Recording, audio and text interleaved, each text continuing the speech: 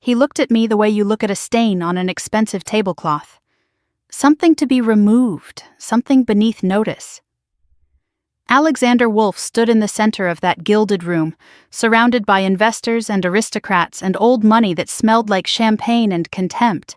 And he spoke to me in Swedish. Not modern Swedish, not the kind you learn from apps or weekend courses. He used the formal, archaic dialect of 19th century nobility, the language of royal decrees and ancient law, and he used it to order me around like a servant. Fetch this, move there, know your place. He smiled while he did it. That confident, cruel smile of a man who believes he is the smartest person in every room he enters. He was so certain I would not understand, so certain I would stand there, mute and humiliated, while his international guests chuckled at the ignorant American woman who did not belong in their world. He was wrong. I let the silence stretch. I did not apologize, I did not explain, I did not flinch. And then I answered him. In flawless Old Swedish. In the language of medieval legal texts and Viking sagas. I corrected his grammar, I fixed his pronunciation. I quoted a 14th century trade agreement that made his little performance look like a child playing dress-up. The room went dead silent, 70 people holding their breath, and Alexander Wolf's face turned the color of old ash. But let me start from the beginning. Let me tell you how I ended up standing in that room, wearing a dress my mother picked out, being ordered around by my sister's billionaire fiancé. And why, when I finally spoke, I made sure it would be the last time anyone underestimated me. My name is Emily Carter. I am 29 years old, and for most of my life I have been invisible. The evening of my sister's engagement party, I stood in my Brooklyn apartment, staring at my reflection in a mirror that needed cleaning. The woman staring back was not ugly. She was not beautiful either. She was simply forgettable. Brown hair pulled back in a practical bun. Minimal makeup from the drugstore down the street. A navy blue dress that my mother had picked out during a phone call 2 weeks earlier. Nothing that draws attention, Emily. This is Megan's night. The dress was modest, appropriate, designed to help me blend into the background, which of course was exactly where everyone expected me to be. I adjusted the collar and tried to remember the last time I had chosen my own outfit for a family event. The answer was probably never. My apartment was small but clean, books everywhere, stacks of academic journals on the coffee table, piled on the kitchen counter, lining the walls in cheap particle board shelves. Most of them were in languages the average person could not read. Swedish, Norwegian, Danish, Old Norse. The languages of my former life. The life I had walked away from 3 years ago and tried very hard not to think about. On my desk, half hidden beneath a stack of translation work that paid my rent, sat a photograph I rarely looked at anymore. A younger version of me, standing in front of a Gothic stone building, snow falling around her, grinning like someone who believed the world was full of possibility. Uppsala University. Sweden. The place where I had been someone. The place where I had almost become the person I was meant to be. I turned away from the photograph and finished getting ready. Tonight was not about me. Tonight was never about me. My phone rang at 6:15. I knew who it was before I looked at the screen. Emily, are you almost ready? My mother's voice was bright and sharp, the tone she used when she was nervous and trying to hide it. The car service will be there in 20 minutes. I'm ready, Mom. Good, good. A pause. I could hear her breathing, gathering her next set of instructions. Now, remember what we talked about. Don't be late, but don't arrive before the Wolves do. It would look presumptuous. I remember. And don't talk about your work. Nobody wants to hear about old languages and dead civilizations. It makes people uncomfortable. I bit the inside of my cheek. I know. And don't drink too much. I know you don't usually, but events like this, the champagne flows, and I just don't want you to embarrass yourself. Mom, I'm not going to embarrass myself. Of course not. Of course. Another pause, longer this time. When she spoke again, her voice had softened into something that almost resembled warmth. "Your sister is so nervous, Emily. This is the biggest night of her life. Alexander's family is very particular about appearances." I noticed she did not ask if I was nervous. She did not ask how I was feeling about watching my younger sister become engaged to a billionaire while I lived in a 400-square-foot apartment translating technical documents for grocery money. But then she never asked those questions. "The Wolfs are being so generous," my mother continued. "They're paying for everything. The party, the wedding, even—" She stopped abruptly. "Even what, Mom?" "Nothing. It's nothing. Just be there on time. And Emily?" Her voice tightened. "Try to be happy for your sister. She deserves this."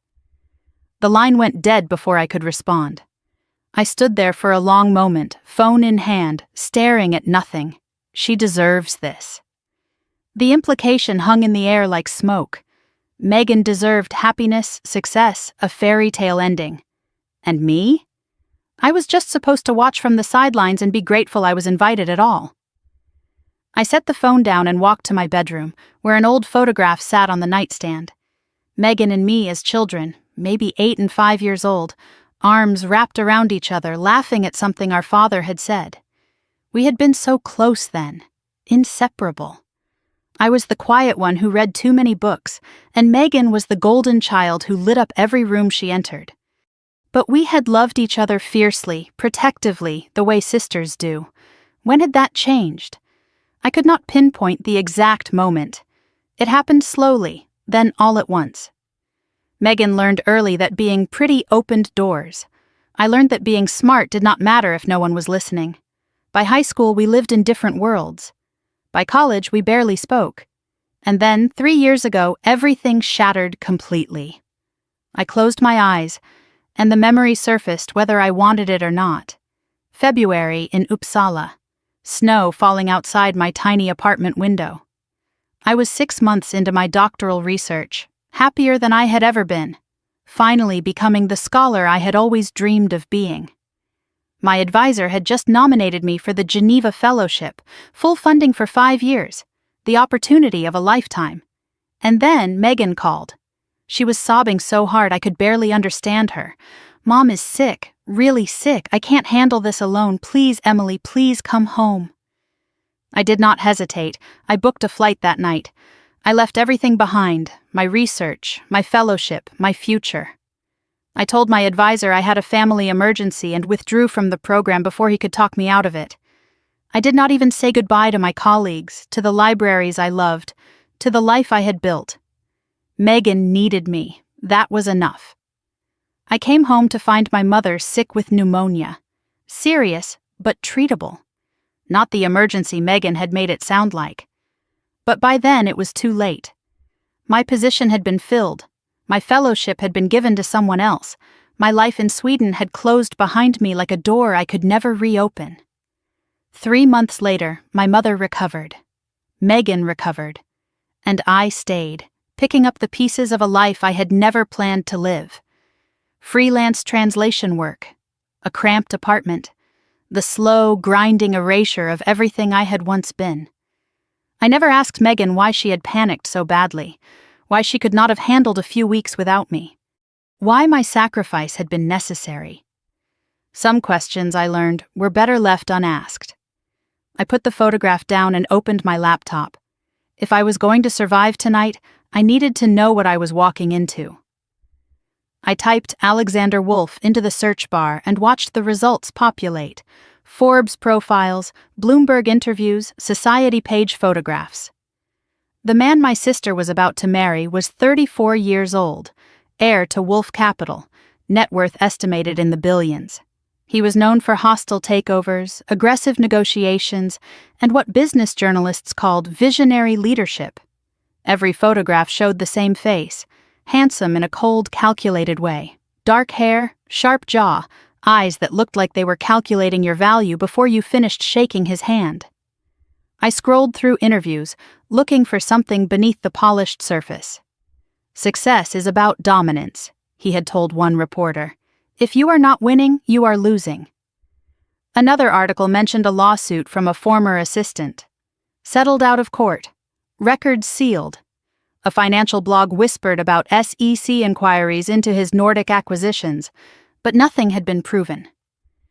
I clicked on a photograph of Alexander and Meghan together at some charity gala. She was smiling, radiant in a red gown that probably cost more than my annual rent. But her eyes were wrong, tight, performed. The smile of someone who had practiced in front of a mirror. "What are you getting into, Meg?" But it was not my place to ask. Meghan had made that clear years ago. At 6:45, I gathered my things. Phone, lipstick, a small notebook I always carried, filled with linguistic notes and fragments of translation. I checked my reflection one last time. Acceptable. Unremarkable. Exactly what everyone expected. The Uber arrived at 6:50. I climbed in and watched Brooklyn blur past the window as we headed toward Manhattan. The driver made small talk. I responded in monosyllables. My mind was elsewhere, running through scenarios, preparing defenses, building walls. Just get through tonight, I told myself. Smile, nod, stay invisible. Then go home and forget this ever happened. But something felt different. A tension in my chest I could not name. A sense that tonight would not go according to plan. My phone buzzed just as we crossed the bridge into Manhattan. A text message from a number I did not recognize. 6 words that made my breath catch. "Be careful tonight. He is not what he seems." I stared at the screen. No name, no context. Just a warning, clear and cold. I should have shown someone, should have asked questions, should have turned around and gone home. Instead, I deleted the text and slipped my phone back into my purse. But the words stayed with me, burning in the back of my mind, as the car pulled up to the Sterling Club and my sister's engagement party began. The Sterling Club had no sign, no logo, no indication that it existed at all except for a single brass number above a heavy oak door and a doorman in a 3-piece suit that probably cost more than my monthly rent. The building was old limestone, the kind of old that whispered generations of wealth, the kind that did not need to announce itself because everyone who mattered already knew. I stepped out of the car and smoothed my dress, suddenly aware of how cheap the fabric felt against my skin. The doorman watched me approach with the polite, distant expression of someone trained to assess net worth at a glance. Whatever number he calculated, it clearly fell short. "Good evening," I said, offering my invitation. "Emily Carter, I'm here for the Wolf engagement party." He took the invitation, examined it carefully, then examined me with equal scrutiny. His eyes traveled from my simple heels to my drugstore makeup to the modest clutch I carried. Something flickered across his face. Not quite contempt, more like confusion. As if the invitation and the woman holding it did not match. "One moment, please." He stepped aside and spoke quietly into an earpiece. I stood on the sidewalk, alone, while a couple in matching designer outfits glided past me into the building without stopping. Then another couple. Then a silver-haired man who nodded at the doorman like an old friend and disappeared inside without a word. No one asked them to wait. No one questioned whether they belonged. A woman appeared beside the doorman, clipboard in hand, tailored black dress, eyes like polished stones, hard and assessing. "Miss Carter?" "Yes." "May I see some identification?" I handed over my driver's license. She studied it, compared it to something on her clipboard, then looked at me again. The inspection was thorough, clinical. She noted my dress, my shoes, my lack of jewelry, my everything, and found it all wanting. "You may enter," she said finally, handing back my license. "The Carter family table is on the left side of the main hall. Please enjoy the evening." No welcome, no warmth, just permission to exist in their space. I walked through the heavy doors, and as they closed behind me, I heard the woman murmur something to the doorman. The words were soft, but they carried. "That's the sister. The other one. The other one."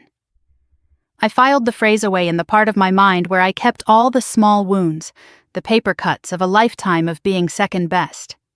Then I lifted my chin and stepped into the party. The Sterling Club's main hall was designed to make ordinary people feel small. Soaring ceilings crowned with crystal chandeliers that scattered light like frozen rain. walls lined with oil paintings of ancestors who had been dead for centuries, but still managed to look disapproving. The air smelled of orchids and expensive perfume and something else, something sharp and metallic that I eventually recognized as ambition. A jazz quartet played in the corner, their music soft and unobtrusive, designed to fill silence without demanding attention. Waiters in white jackets moved through the crowd like ghosts, offering champagne from silver trays, disappearing before anyone had to acknowledge their existence. And the guests. God, the guests. 70 people, maybe 80, all dressed in fabrics that whispered wealth. Women in gowns that cost more than cars. Men in suits tailored so precisely they looked like second skins. Everyone moved with a certain ease, the particular comfort of people who had never worried about a bill, never checked a price tag, never wondered if they could afford to exist in a space like this. I stood at the edge of the room and realized I was the only person here who had ever worried about any of those things. A waiter approached with a tray of champagne. I took a glass just to have something to hold, something to do with my hands besides betray how out of place I felt. The champagne was cold and expensive and tasted like nothing I could afford. I moved through the crowd, and the crowd moved around me. No one made eye contact. No one introduced themselves. I was wearing the wrong dress, the wrong shoes, the wrong face. I was furniture, wallpaper. Exactly what everyone expected me to be. I found my assigned table near the back of the room, close to the service entrance. Table 12. The farthest point from the head table where Alexander and Megan would sit. The placement was deliberate, I knew. A message written in seating charts. You are here because you must be. You are not here because you matter. 2 chairs. Both empty. My mother had not arrived yet. I sat down alone and watched the party unfold around me, invisible in the shadows. I saw them before they saw me. Richard and Clarissa Wolfe, holding court near the bar like royalty greeting subjects. Richard was tall and silver-haired, with the rigid posture of a man who had spent his life expecting obedience. He was 62 years old, founder of Wolfe Capital before passing the company to his son, and his face looked like it had been carved from granite, hard, unyielding. He spoke to a cluster of men in low tones, and they leaned in, nodding eagerly, desperate for his approval. He did not smile. He did not need to. Power was its own expression. Clarissa stood beside him, blonde and preserved, draped in emeralds that caught the light every time she moved. She looked like she had been born holding a champagne flute. Her smile was perfect and completely empty, the smile of a woman who had learned long ago that warmth was weakness and sentiment was for people who could not afford better armor. I watched them for a moment, cataloging, assessing. These were the people my sister was marrying into. These were the people who would become her family. Then Clarissa's gaze swept the room and landed on me. The look was slow, deliberate. She examined me from my hair to my shoes, cataloging every flaw, every inadequacy, every way I failed to measure up to the standards of her world. Then she whispered something to Richard. He glanced in my direction, dismissed me with a flicker of his eyes, and turned back to his conversation. I had been weighed. I had been found wanting.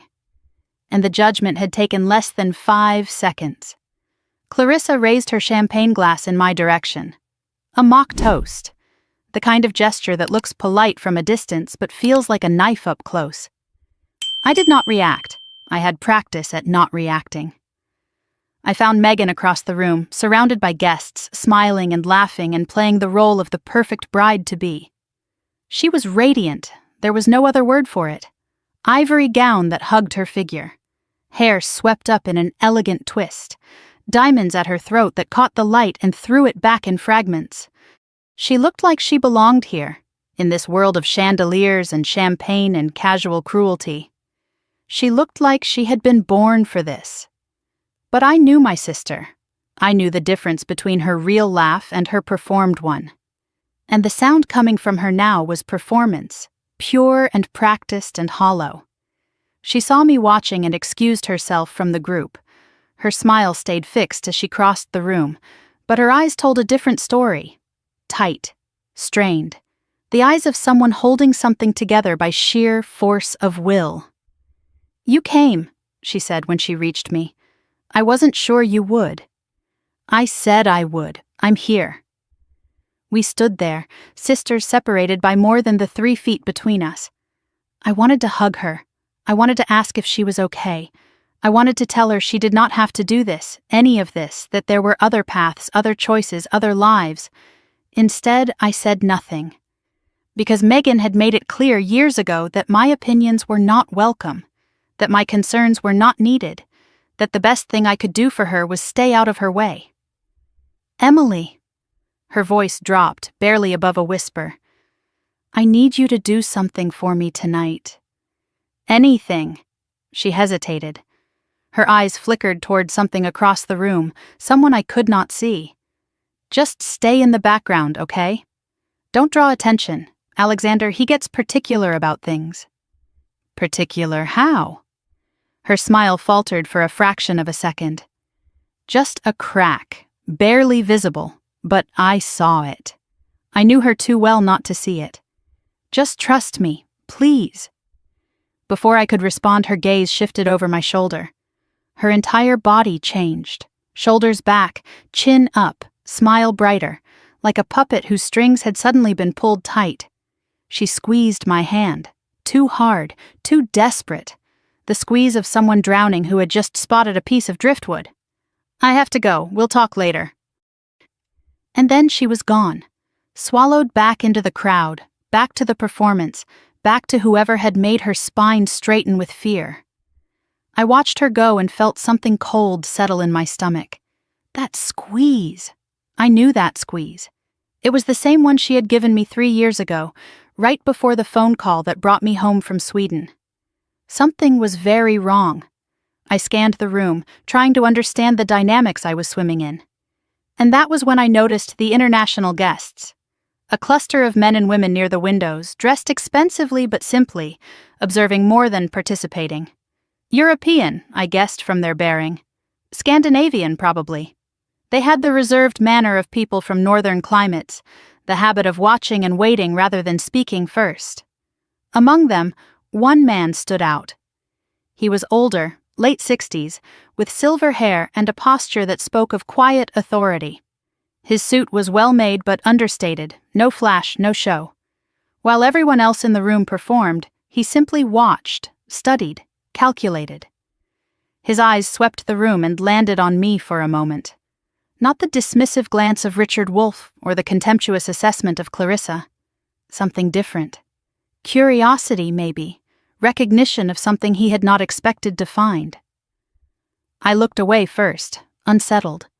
I did not know who he was, but I had the strange feeling that he knew something about me that I had not yet figured out myself. My mother arrived 15 minutes late, flustered and apologizing to people who were not listening. She wore a new dress, nicer than anything I had seen in her closet, and jewelry I did not recognize. Gifts from the Wolfes, or purchases made on credit she could not afford.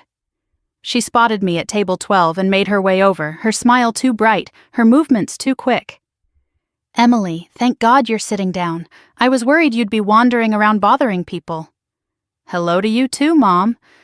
She sat down across from me, immediately scanning the room for Megan. "Doesn't your sister look beautiful? Clarissa helped her pick the dress." "She looks tired." My mother's face hardened. "She looks happy. Don't ruin this." I bit back the response I wanted to give. What would be the point? My mother had made her choice about which daughter mattered long before tonight. "The Wolfes are being so generous," she continued, her voice dropping to a conspiratorial whisper. "We should be grateful. They're giving Megan everything." "Grateful for what, exactly?" Her eyes flickered. Something shifted in her expression. Guilt, maybe, or shame. For giving Megan a future. For giving us all a future. The words were meant to close the conversation. Instead, they opened a door I had not known existed. What future? What exactly had the Wolfes promised? And what had my mother traded to secure it? "Just smile, Emily. That's all you have to do tonight. Smile and be grateful." I needed air. I needed space. I needed to get away from the champagne and the chandeliers, and the weight of expectations I had never agreed to carry. I excused myself and walked toward the service corridor, away from the party, away from the glitter. The hallway was quieter here. Staff members moved with purpose, carrying trays, adjusting arrangements, invisible to the guests they served. I stopped near a doorway, pretending to check my phone, and that was when I heard them. Two servers, huddled together, speaking in hushed voices. "Did you hear? He fired 3 people this week." "3? What for?" One made eye contact too long, one mispronounced his name, and the third... A pause. She said no when he told her to stay late. Jesus, the fiancé? Who else? The whole family's terrified of him, even the bride. I stood frozen in that hallway, the words echoing in my mind. I thought about Megan's tight smile, the desperate squeeze of her hand, the way her body had changed the moment she sensed someone watching. This was not a love story. This was something else entirely. The lights in the main hall dimmed. A spotlight hit the marble staircase. Someone was about to make an entrance. I returned to the party just as a hush fell over the crowd. Every head turned toward the stairs. Every conversation stopped. And Alexander Wolf descended into the room like a king claiming his throne. He was tall. That was the first thing I noticed. 6'2", maybe 6'3", with the kind of build that came from personal trainers and discipline and the luxury of time. His suit was navy, bespoke, tailored so precisely to his body that it looked like it had been sewn directly onto his skin. Dark hair swept back from a forehead that had never known worry, a jaw sharp enough to cut glass, and eyes the color of frozen steel, scanning the room not with interest but with ownership.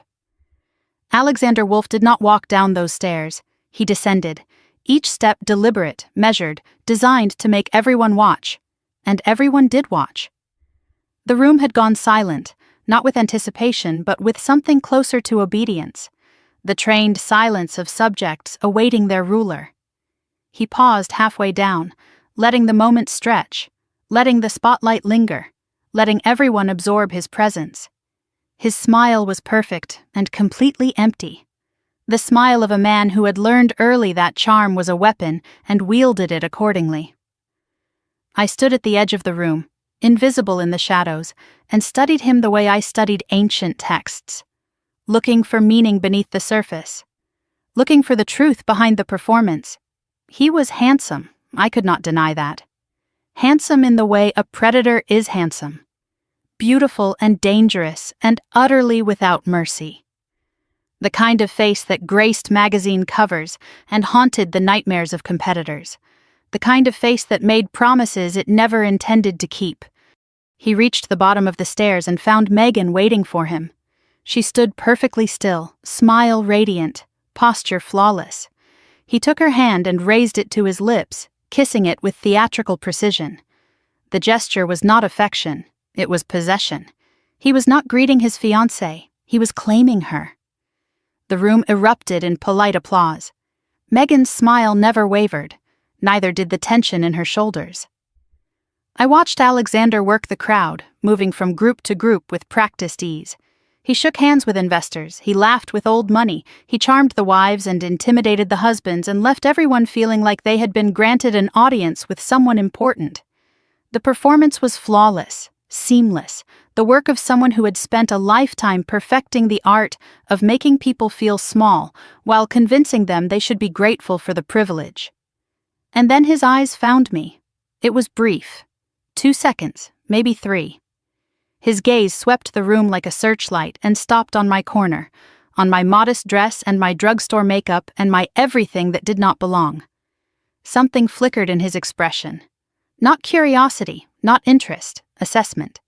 He was cataloging me, filing me away, determining my place in the hierarchy of his world. I held his gaze. I did not look away. I did not smile. His lips curved slightly, amused by something I could not see. Then he turned back to his guests and continued his parade through the room, pulling Megan along beside him like an accessory. I had been identified, cataloged, marked, and I had the distinct feeling that the evening was about to get much worse. They came to my table 20 minutes later, Alexander and Megan making the rounds, greeting the lesser guests now that the important people had been properly acknowledged. My mother straightened in her seat as they approached, smoothing her dress, arranging her smile, practically vibrating with nervous energy. "Mrs. Carter." Alexander's voice was warm honey poured over broken glass. "What a pleasure to finally meet Megan's mother properly." He took my mother's hand and held it a beat too long. She practically melted under his attention, her smile widening until it threatened to split her face. "Oh, Mr. Wolf, Alexander, the pleasure is all mine. Thank you so much for this beautiful party. Please." He released her hand with obvious reluctance, as if parting with something precious. "You're family now. Or you will be." The word family sounded like a contract, not a bond, an acquisition. Then he turned to me. He did not extend his hand. He did not step closer. He simply looked at me the way one examines a piece of furniture that does not match the decor. His eyes traveled from my face to my dress to my shoes and back again, cataloging every inadequacy, every way I failed to meet the standards of his world. "And you must be Emily." His voice was pleasant, his eyes were not. The older sister. Not the sister, the older sister. The one left behind while the younger one succeeded. The implication was clear and deliberateness was cruel. "That's right," I said. My voice was steady, polite, giving him nothing. "Congratulations on your engagement." "Thank you." He tilted his head, studying me with exaggerated interest. "Megan's told me so much about you." "Well?" A pause, perfectly timed. "Some things. You're a researcher, is that right? Linguistics or something?" "Comparative linguistics, historical language structures." His eyebrows rose in mock fascination. "Fascinating. And there's money in that?" My mother jumped in before I could respond. "Emily's still finding her path. We're very proud of her."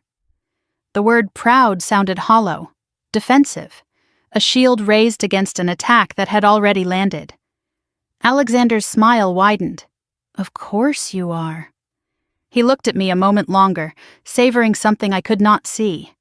Then he turned to Megan, dismissing me completely. "Darling, we should continue making the rounds. The Hendersons are waiting." Megan nodded, her smile fixed in place. But as she turned to follow him, her eyes met mine for just a moment. The look was pleading, desperate. "Don't, please don't." I watched them walk away and felt the first stirrings of something hot and dangerous in my chest. Not anger, not yet. Something closer to recognition. I had seen men like Alexander Wolf before, had studied them in texts about power dynamics and linguistic dominance. But reading about a wolf and standing in front of one were very different things. The first order came 10 minutes later. Alexander appeared at our table again, Megan trailing behind him. He did not sit down. He simply stood there, looking at the bar, then at me, then back at the bar. "Emily, would you mind terribly getting Megan a glass of champagne? The servers here are so slow, and she's been on her feet all evening." It was phrased as a request. It was delivered as a command. My mother nodded eagerly before I could respond. "Of course she will. Emily doesn't mind, do you, honey?" I looked at Alexander. His smile was pleasant, patient, waiting. He wanted me to bristle. He wanted to see me struggle against the bit he was placing in my mouth. He wanted proof that his power was working. I would not give him that satisfaction. Not yet. "Of course," I said, rising from my seat. "Any preference on the vintage?" Something flickered in his eyes. Surprise, maybe. He had expected resistance. He had expected to win easily. Instead, I was playing the game better than he anticipated.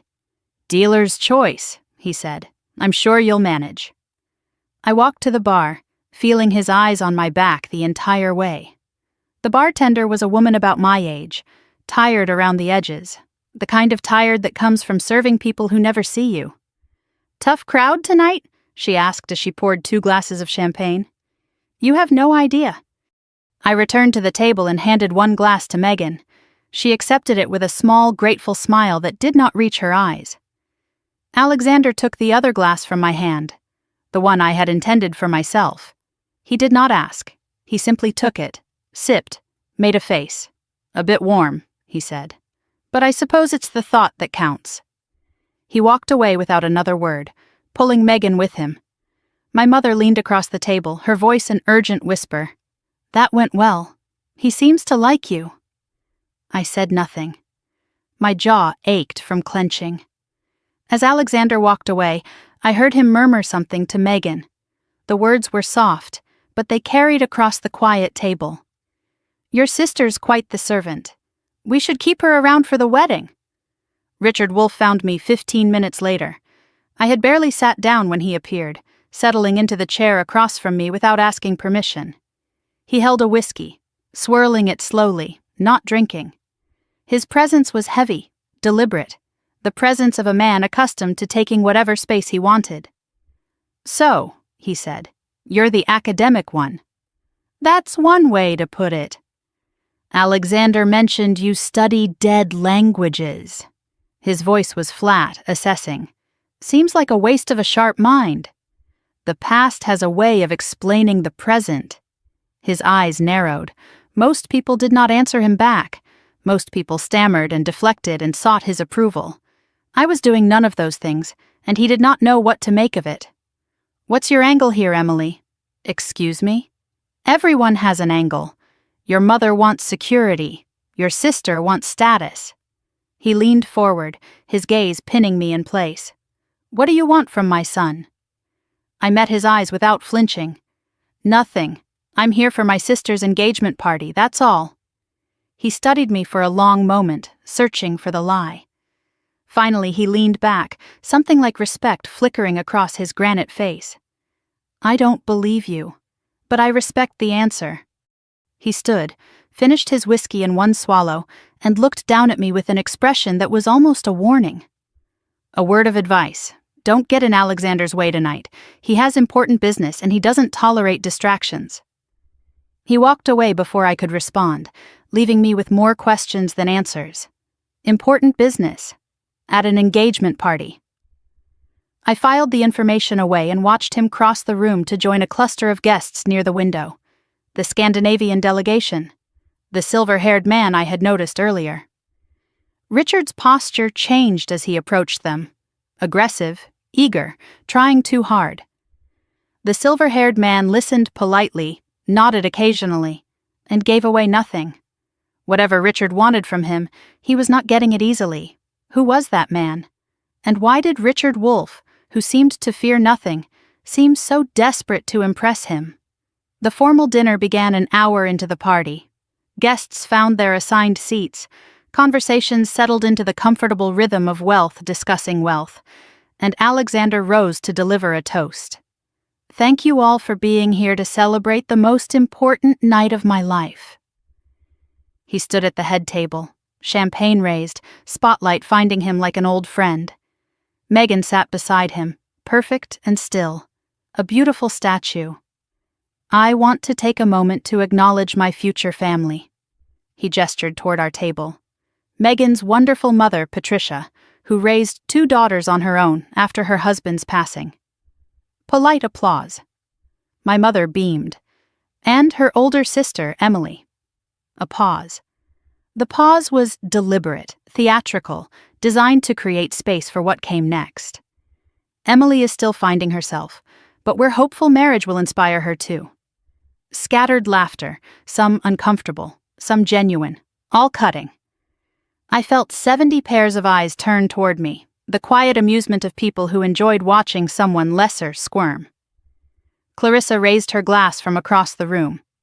"To inspiration," she said. More laughter, louder now. Permission had been granted. I did not smile. I did not flinch.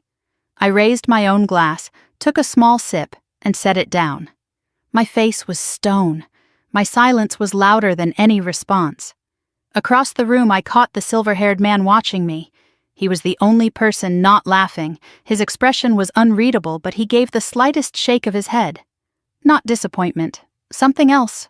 Recognition, maybe, or warning. Alexander finished his toast and sat down, satisfied with his performance. He had drawn blood. First blood. And he expected me to retreat, to nurse my wounds, to accept my place in the hierarchy he had established. He did not know me at all. I excused myself from the table and walked toward the service corridor, seeking air, seeking space, and that was when I heard it. Alexander's voice, sharp with tension, speaking into his phone. "I don't care what he said. The Lindbergh deal closes tonight." I stopped near the corner, pretending to examine a painting. His words carried clearly. "Then make him see reason. 200 million is on the table. If we lose this because of some old man's principles, heads will roll." A pause, someone arguing on the other end. "No, I'll handle Lindbergh myself. Just make sure the documents are ready." He ended the call, jaw tight, and turned back toward the party. His eyes found me near the corridor entrance. For a moment his mask slipped, suspicion, calculation, threat. Then the smile returned. He walked toward me, each step deliberate. "Emily," he said, voice silk over steel. "Enjoying the party? You seem to be everywhere tonight." I kept my expression neutral, gave him nothing to work with. "It's a party," I said. "People move around." Alexander stepped closer, invading my space the way men like him always do. Close enough that I could smell his cologne, something expensive and sharp. Close enough that backing away would look like retreat. "People move around, yes." His voice was pleasant. His eyes were not. "But you specifically seem drawn to private conversations, near service corridors, near phone calls." The accusation hung between us. He knew I had been listening, or he suspected. Either way, he was testing me, probing for weakness, looking for the crack he could exploit. "I was looking for the restroom," I said. "A server pointed me this direction." "Did they?" "They did." I held his gaze without flinching. "I'm not particularly interested in your business calls, Alexander. I'm a linguist, not a spy." The word linguist drew a flicker of something across his face. Disdain, maybe, dismissal. Right. Dead languages. His smile sharpened. Hard to spy with those. "You'd be surprised what the dead can tell us." For a moment something shifted in his expression. Uncertainty, perhaps. The unsettling realization that I was not reacting the way he expected. Then the mask returned, smooth and impenetrable. "Enjoy the rest of the party, Emily. Try to stay out of trouble." He walked away without waiting for a response, rejoining a cluster of investors near the bar. I exhaled slowly, unclenching fists I had not realized I was making. My hands were trembling, my face betrayed nothing. Close call. He was watching me now. I needed to be more careful. But even as I thought it, my attention was caught by something across the room. Alexander had found Megan. His hand reached for her, fingers closing around her wrist. Not her hand, her wrist. The grip was tight, possessive. Megan's smile did not falter, but her body stiffened almost imperceptibly. I had seen that grip before, in textbooks, in case studies, in the quiet testimonies of women who had survived things they should never have had to survive.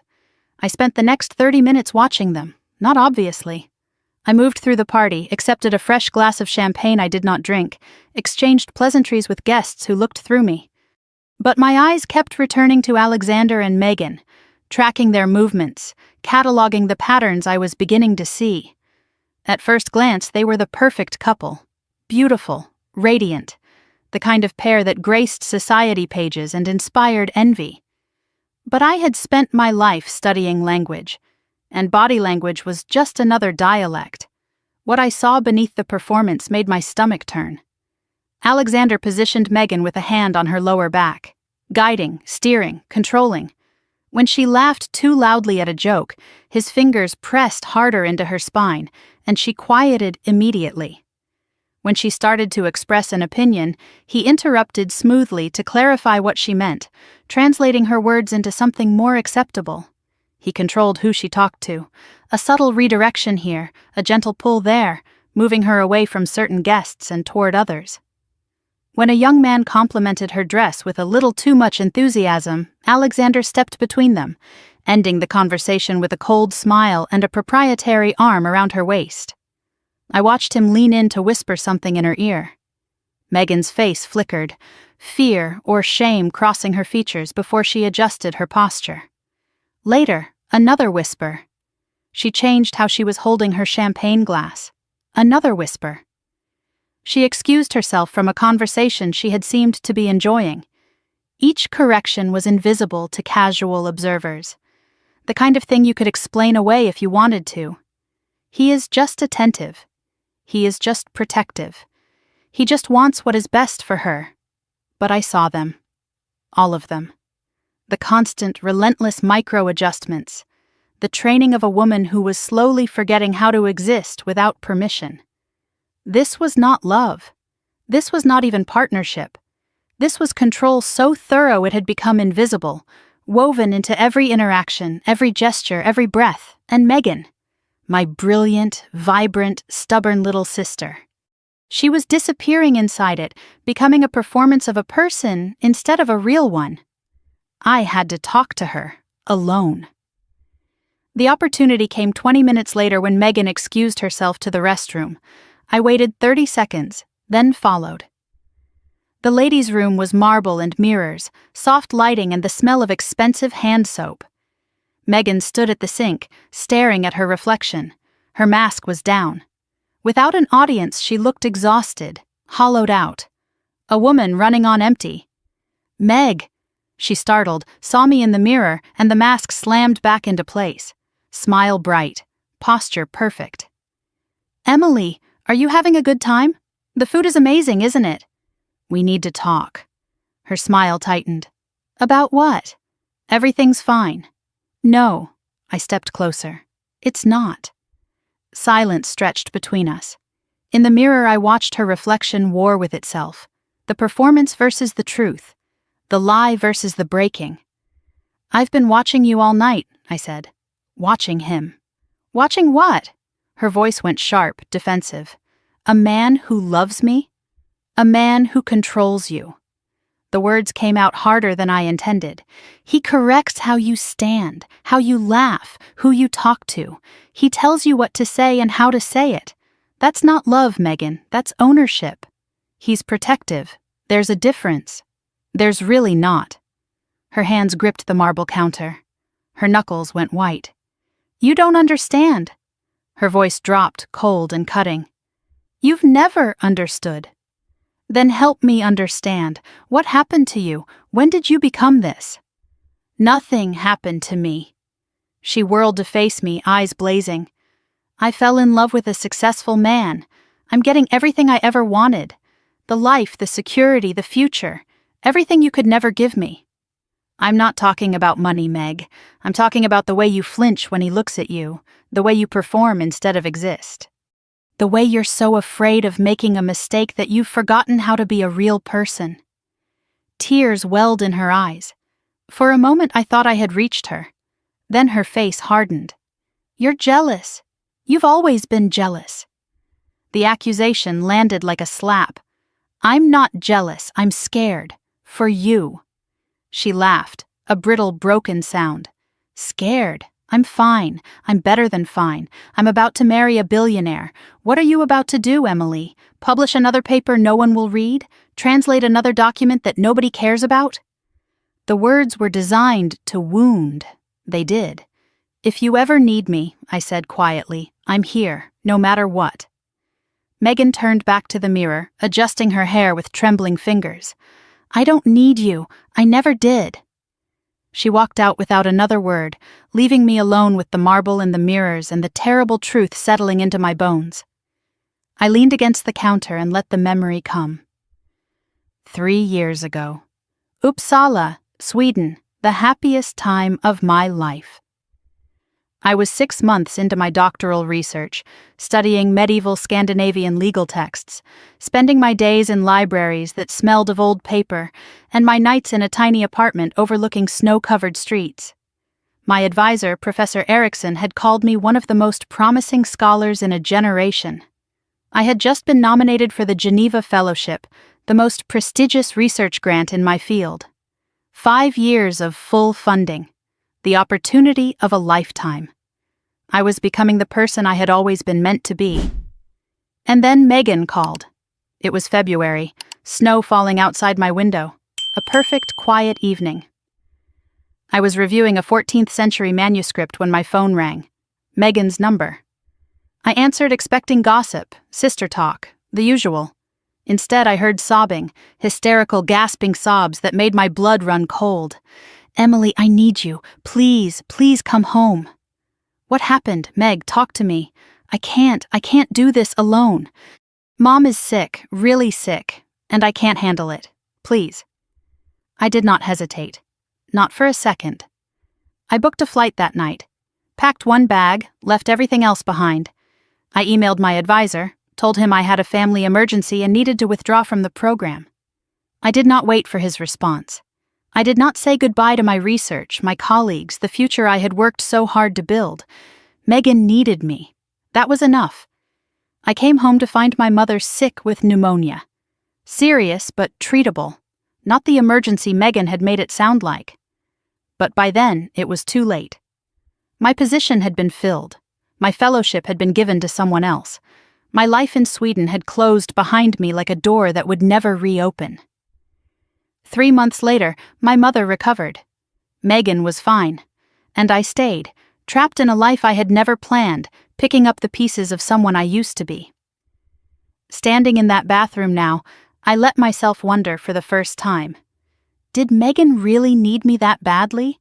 Or did she just not want to handle things alone? Was my sacrifice necessary? Or was it simply convenient? And then another memory surfaced, one I had buried so deep I had almost forgotten it. The week after I came home, Megan went to a party, met a charming businessman, started dating him within a month. His name was Alexander Wolf. I found my mother at the bar, slightly tipsy, talking to a woman I did not recognize. I pulled her aside, steering her to a quiet corner where no one could overhear. "Mom, what's really going on? Why is this wedding so important?" Her smile faltered. "What do you mean? Megan's happy. Isn't that enough?" "Is she? Or is she trapped?" My mother's face went pale. Her champagne glass trembled in her hand. "You don't understand the situation," she whispered. "Then explain it to me." A long silence. She stared at her drink like it contained answers. When she finally spoke, her voice was barely audible. "After your father died, I made some bad decisions. Investments that didn't pan out, credit cards I couldn't pay off." "How bad?" 200,000, maybe more. She swallowed. The shop was about to go under. We were going to lose the house. Everything. The number hung in the air between us. Impossible. Devastating. And Alexander? My mother would not meet my eyes. He helped, quietly. He paid off the debts, saved the business, saved everything. And in exchange, Megan marries him. It's not like that. They love each other. Do they?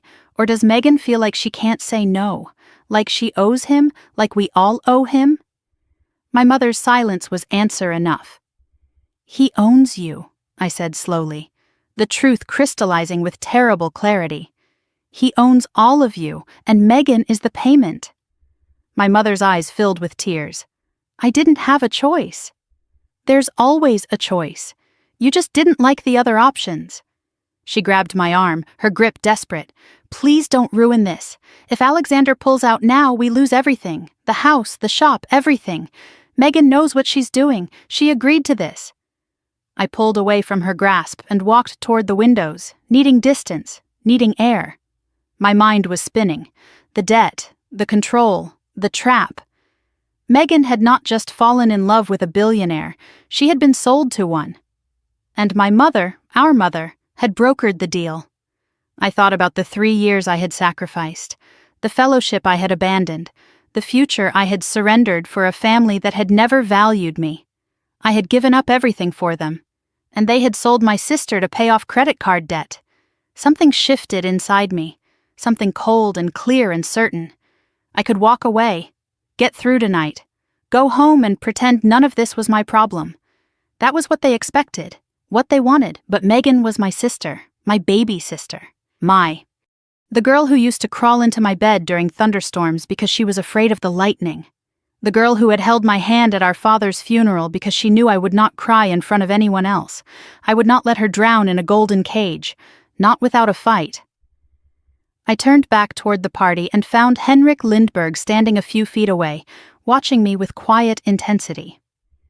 "You have the look of someone who has just learned an unpleasant truth," he said in lightly accented English. He offered me a glass of water. I took it without thinking. I find that truth, however unpleasant, is always better than comfortable lies. His eyes held mine for a moment, filled with something I could not quite read.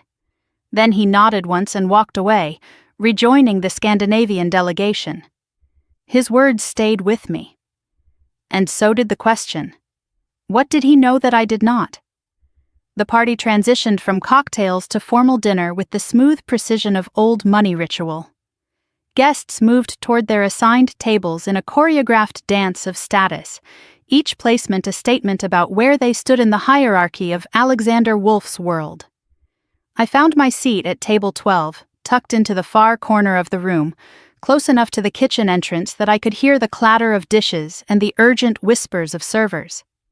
The message was clear. I had been seated as far from the head table as architecturally possible. My mother, I noticed, was at table 3, much closer to the Wolfs. Even she outranked me tonight. From my position in the margins, I had a perfect sightline to the center of the room. Alexander and Megan sat at the head table like royalty, flanked by Richard and Clarissa on one side and the silver-haired Scandinavian on the other. Henrik Lindberg, I had learned his name was, chairman of the Nordic Investment Trust, the man Alexander desperately needed to impress. I noticed something interesting about the seating arrangement.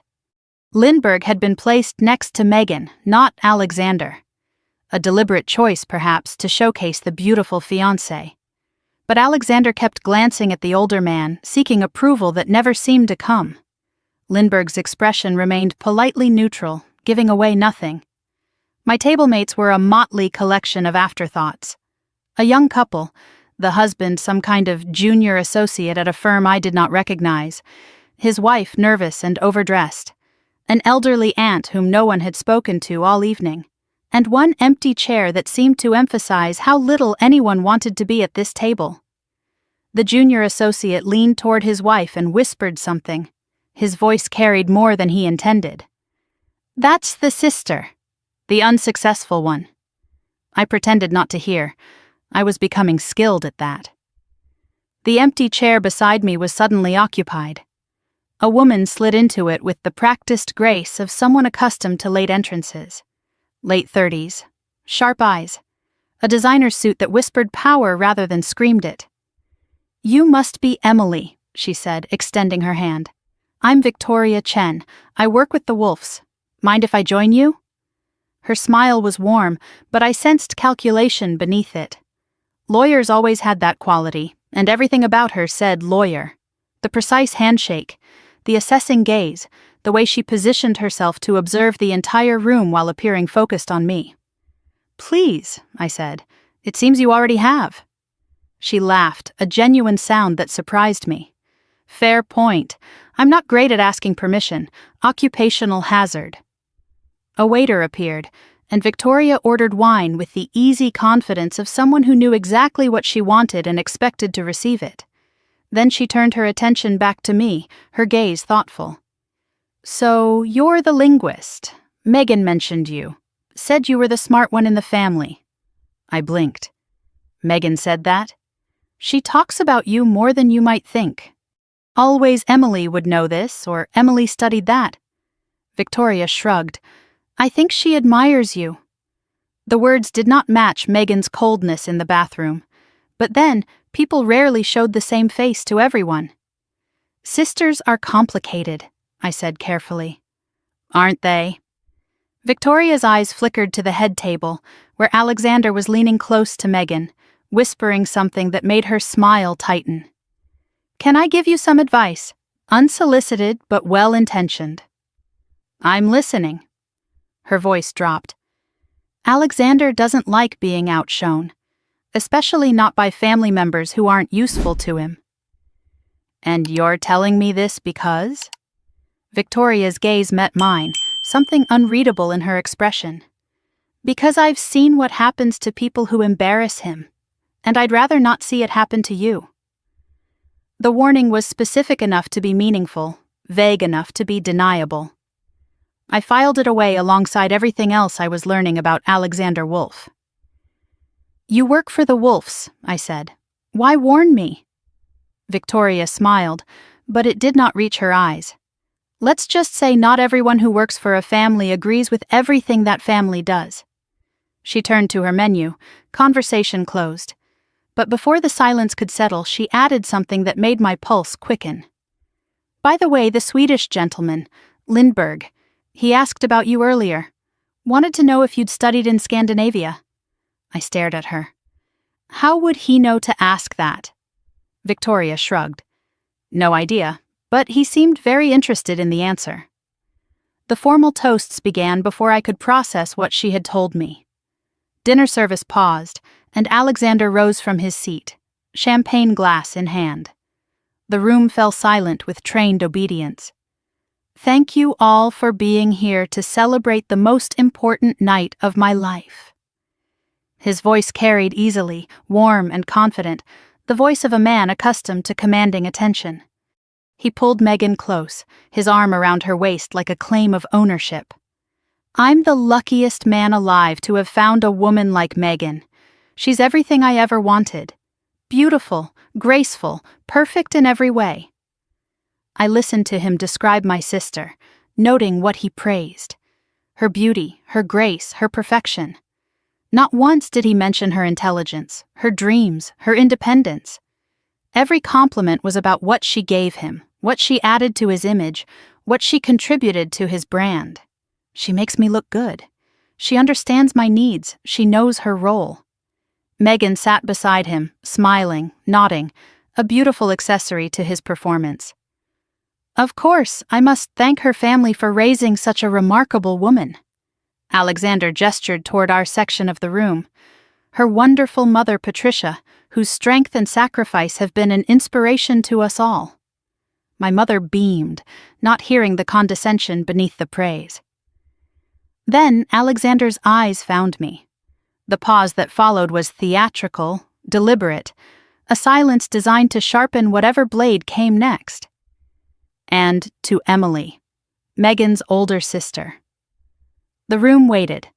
I could feel the weight of attention shifting toward my corner. Emily is unique. His smile widened. While most of us were building careers, she was studying ancient languages, dead ones, I believe. Scattered laughter. The permission to mock had been granted. But that's the beauty of family, isn't it? We don't choose them. We just accept them. More laughter, louder now. The words landed exactly as he intended them to. Emily Carter, the burden, the failure, the embarrassing relative that successful families learn to tolerate. To Emily, he raised his glass. May you find your path someday. We're all rooting for you. The room lifted their glasses. They were toasting to my inadequacy, to my invisibility, to the comfortable assumption that I was exactly what Alexander said I was. I raised my own glass, took a small sip, set it down without expression. My silence was the only dignity I had left. I would not waste it on these people. Across the room, I noticed Henrik Lindberg was the only person not drinking the toast. He watched Alexander with an expression I recognized from academic conferences, the look of someone evaluating a colleague and finding them severely wanting. Dinner resumed, but Alexander was not finished with me. He appeared at table 12 15 minutes later, sliding into the chair Victoria had vacated. She had excused herself moments earlier, disappearing into the crowd with a meaningful glance in my direction. Emily. Alexander's smile was predatory. I hope you're enjoying the evening. The lobster is flown in from Maine. It's delicious, thank you. Good, good. He leaned back, studying me with exaggerated interest. I realized I never properly got to know my future sister-in-law. We should fix that." His voice was loud enough for neighboring tables to hear. I understood immediately. This was a performance. Whatever came next was designed for an audience. "So, Emily," he steepled his fingers, "you study languages. Tell me, what's your opinion on the current state of EU trade negotiations?" The question was a trap. Either I did not know, proving I was out of touch, or I did know, and he could belittle my opinion. There was no winning answer. I chose careful truth. The tariff disputes have created interesting pressures, particularly in Nordic markets. His eyebrow rose. He had expected ignorance. "Is that so?" "It is. The language barriers in cross-border contracts have become a significant issue. Standardization efforts have helped, but there's still considerable friction." A flicker of surprise crossed his face, then annoyance quickly masked. "And the Lindbergh acquisition protocols? Any thoughts on Nordic corporate governance?" I recognized the second trap. He was testing whether I knew anything about his deal with Henrik.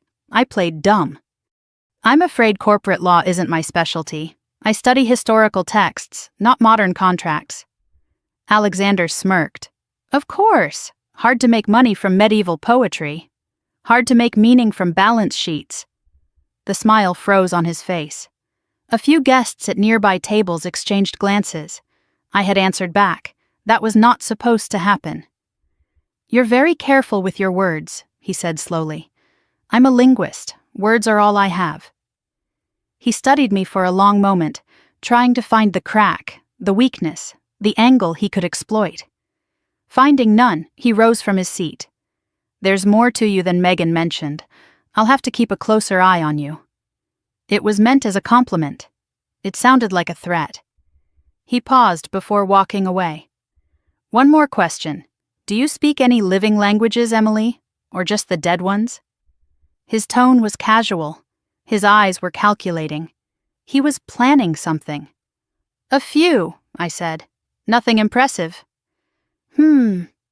He nodded slowly, filed the information away, and returned to his table.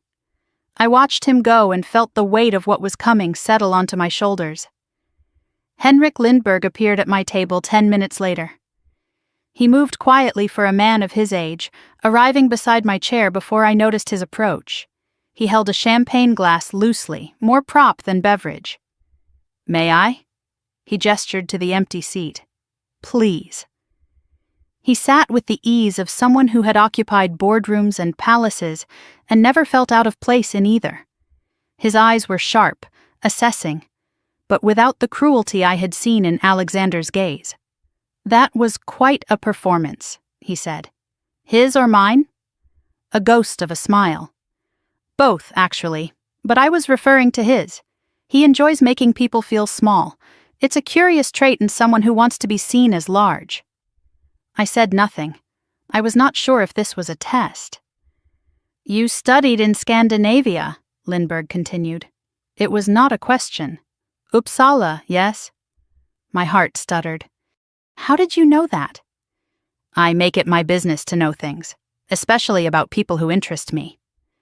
"I'm not sure why I would interest you." Lindbergh's eyes met mine, and for the first time, I saw something beyond polite neutrality. Respect, perhaps. Recognition. "Because you answered Alexander's questions correctly, but you pretended not to know as much as you do.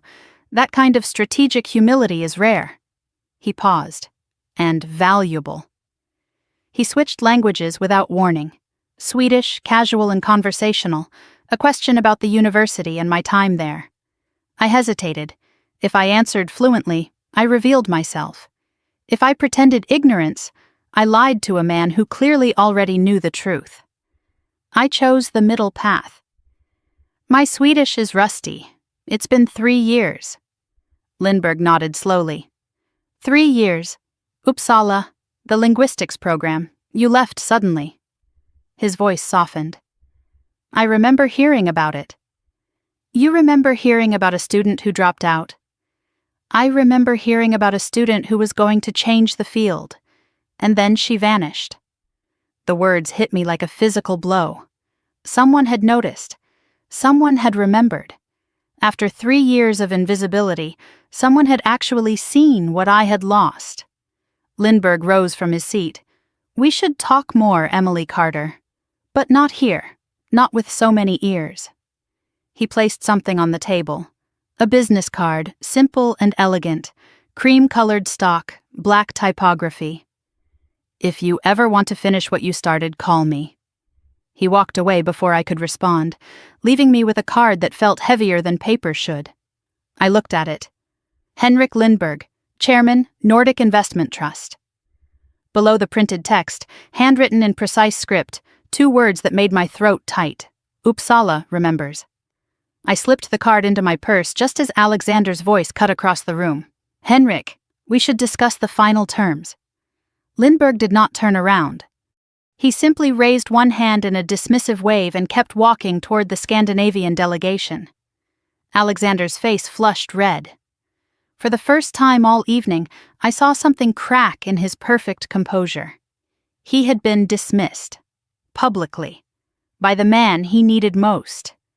His eyes swept the room, searching for the cause, and landed on me.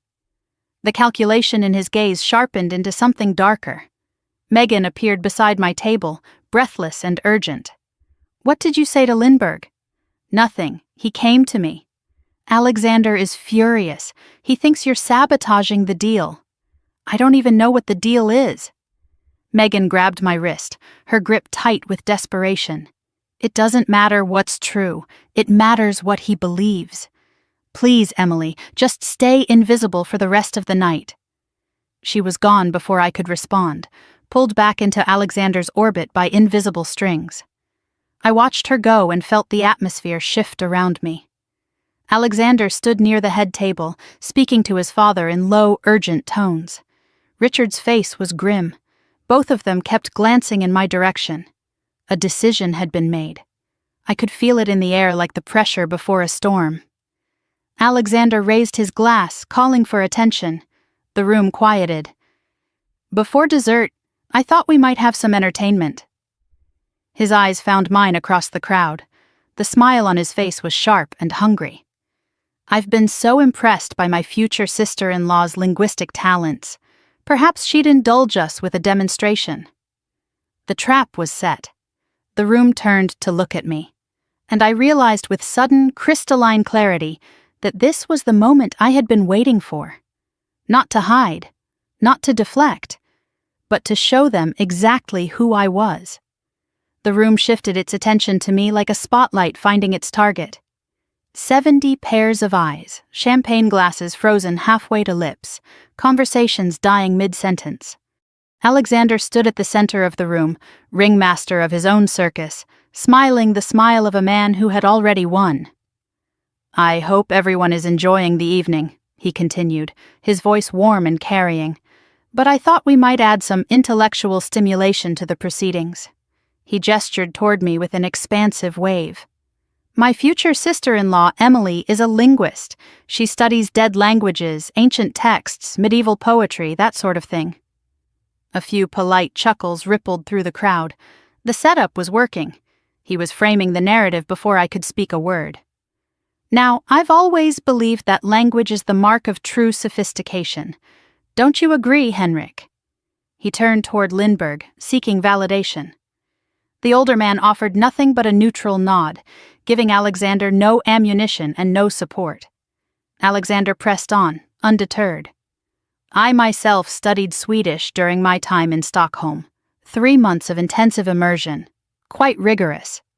He said this with pride, as if 3 months made him an expert, as if a summer program could match years of dedicated study. "So I thought, why not test our resident linguist? See if her academic training holds up against real-world fluency." The framing was clever. He had positioned himself as the practical businessman, me as the ivory tower dreamer. The man of action versus the woman of useless knowledge. Nothing serious, of course. His smile sharpened. Just a bit of fun. But I saw the truth in his eyes. This was not fun. This was not entertainment. This was execution. Richard Wolfe leaned forward in his seat, smirking with anticipation. Clarissa adjusted her emeralds, settling in to watch the show. Only Lindbergh remained impassive, his expression unreadable, watching Alexander with something that might have been disappointment. Or might have been curiosity about what would happen next. Alexander cleared his throat and shifted his posture, assuming the role of cultured polyglot. When he spoke again, it was in Swedish. Kan du vara snäll och hämta mig ett glas vatten? Jag är säker på att du förstår enkla instruktioner. Could you please fetch me a glass of water? I'm sure you understand simple instructions. The Swedish was technically correct but stiff. Textbook phrases delivered with exaggerated precision. To anyone who did not speak the language, it probably sounded impressive. Sophisticated. The words of a man who had truly mastered a foreign tongue. To me, it sounded like a first-year student reading from a phrase book. His pronunciation was off. The tonal accent, that distinctive rise and fall that separated native speakers from tourists, was completely wrong. He stressed the words like an American, flat and heavy, missing the musicality that gave Swedish its character. But none of that mattered to the audience. They did not speak Swedish. They only saw what Alexander wanted them to see. A brilliant man demonstrating his worldly education. A linguist being tested and surely about to fail. Guests exchanged impressed glances. A few laughed nervously, unsure of the rules of this new game. My mother looked confused, lost in a language she could not parse. Megan's face was frozen, pale as fresh snow, her champagne glass trembling almost imperceptibly in her hand. Alexander watched me, waiting for the flinch. The confusion. The humiliation of a woman who could not understand what was being said to her. I gave him nothing. I stood perfectly still, my expression neutral, as if he had commented on the weather. The silence stretched between us. 1 second, 2, 3. His smile flickered. This was not the response he had anticipated. He turned to the audience with a practiced laugh. As I suspected. My future sister-in-law is charming but quite limited. She wouldn't understand a word. The laughter came easier now, louder, emboldened by his confidence. They had been given permission to enjoy this. Permission to watch someone lesser squirm. I remained silent, waiting, watching. Let him dig his grave deeper. Alexander's confidence swelled with what he perceived as victory. His posture loosened, his smile widened, and his Swedish shifted from stiff formality to open contempt. Hon är verkligen patetisk, eller hur? Den misslyckade systern som ingen bryr sig om. She is truly pathetic, isn't she? The failed sister nobody cares about. He glanced at the Scandinavian delegation, seeking their approval. A few of them shifted uncomfortably in their seats. They understood every word. They knew exactly what he was doing. But they said nothing. Perhaps they wanted to see how this would play out. Perhaps they were curious what the quiet woman in the modest dress would do. Alexander moved closer to me, close enough that I could smell his cologne and see the cruelty dancing in his eyes. He spoke directly to my face, each Swedish word dripping with poison. Du borde veta din plats. Du är ingenting. En börda för din familj. You should know your place. You are nothing. A burden to your family. His smile was victorious, triumphant. He was enjoying this, enjoying the performance of dominance, enjoying the imagined spectacle of a woman being broken by words she could not understand. My jaw tightened, but I did not respond. My silence read as defeat to most of the room. The poor, ignorant woman, unable to comprehend the sophisticated European phrases being thrown at her. Only I knew the truth. Only I knew that every word was landing, not as intended wounds, but as fuel for the fire building inside me. Alexander turned to his international guests, switching between English and Swedish with theatrical flair. You see, this is the difference between education and intelligence. Anyone can study. But true sophistication? That's bred, not learned. He laughed at his own joke. Richard Wolfe raised his glass in approval. Clarissa's smile was razor-thin with satisfaction. Then Alexander delivered what he believed was the killing blow. He leaned close to me, his voice loud enough for everyone to hear, and spoke in Swedish with deliberate, mocking precision. Om hon hade någon värdighet skulle hon gå nu. Men hon kommer att stanna, för hon är beroende av sin systers framgång, som en parasit. If she had any dignity, she would leave now. But she will stay, because she depends on her sister's success. Like a parasite. The word parasite hung in the air like a blade. I felt it land. Not as a wound, but as a key turning in a lock. He had given me everything I needed. Across the room, Henrik Lindberg's expression had shifted. The Scandinavian delegates exchanged uncomfortable glances. One woman near Lindberg shook her head slightly, disgust barely concealed beneath diplomatic composure. They had understood every word. They knew exactly what Alexander Wolf was, and they were watching to see what would happen next. Alexander did not notice. He was too busy basking in his imagined triumph, too intoxicated by the sound of his own cruelty to see the gathering storm. Megan caught my eye from across the room. Her face was a mask of horror. She did not speak Swedish, but she could read the cruelty in Alexander's tone, the venom in his smile, the pleasure he took in public humiliation. For the first time all evening, she looked like she wanted to run. The room divided itself into factions without a word being spoken. Richard and Clarissa Wolf sat in their positions of power, practically glowing with satisfaction. Their son, the Alpha, was putting the nobody in her place. They had already written me off, already dismissed the entire Carter family as acceptable losses. This engagement had never been about love. It had always been about acquisition. My mother sat frozen at her table, sensing something terrible was happening but unable to understand the language of my destruction. Her eyes darted between Alexander and me, searching for context, finding none. She did not try to intervene. Perhaps she could not. Perhaps she simply chose not to. Megan stood near the head table, trembling visibly now. Alexander's hand found her wrist again, that possessive grip I had noticed all evening. He squeezed and she stilled. The message was clear. Stay. Smile. This is none of your concern. She obeyed. Something in her eyes cracked, but she obeyed. And then there was Lindberg. The old man had not moved, had not spoken, had not betrayed any reaction beyond that initial flash of disgust. But his eyes had never left me. He was watching me the way a chess master watches a promising player, not with pity, not with sympathy, but with anticipation. He knew something was about to happen. He was waiting to see what. Near the back of the room, I caught sight of Victoria Chen. The lawyer was watching everything with sharp, calculating eyes. Her hand moved almost imperceptibly toward her pocket. Recording? Documenting? I could not be sure. But I knew one thing with sudden clarity. Whatever happened next, there would be witnesses who remembered the truth. Time stretched in that moment of silence. I stood in the center of Alexander Wolf's world, surrounded by wealth and contempt and the crushing weight of 70 judgments. His words echoed in my mind, each insult a stone added to a pile that was supposed to bury me. Patadisk, mislicked, parasite, pathetic, failed, parasite. I could stay silent, accept the humiliation, walk out with whatever dignity remained and never look back.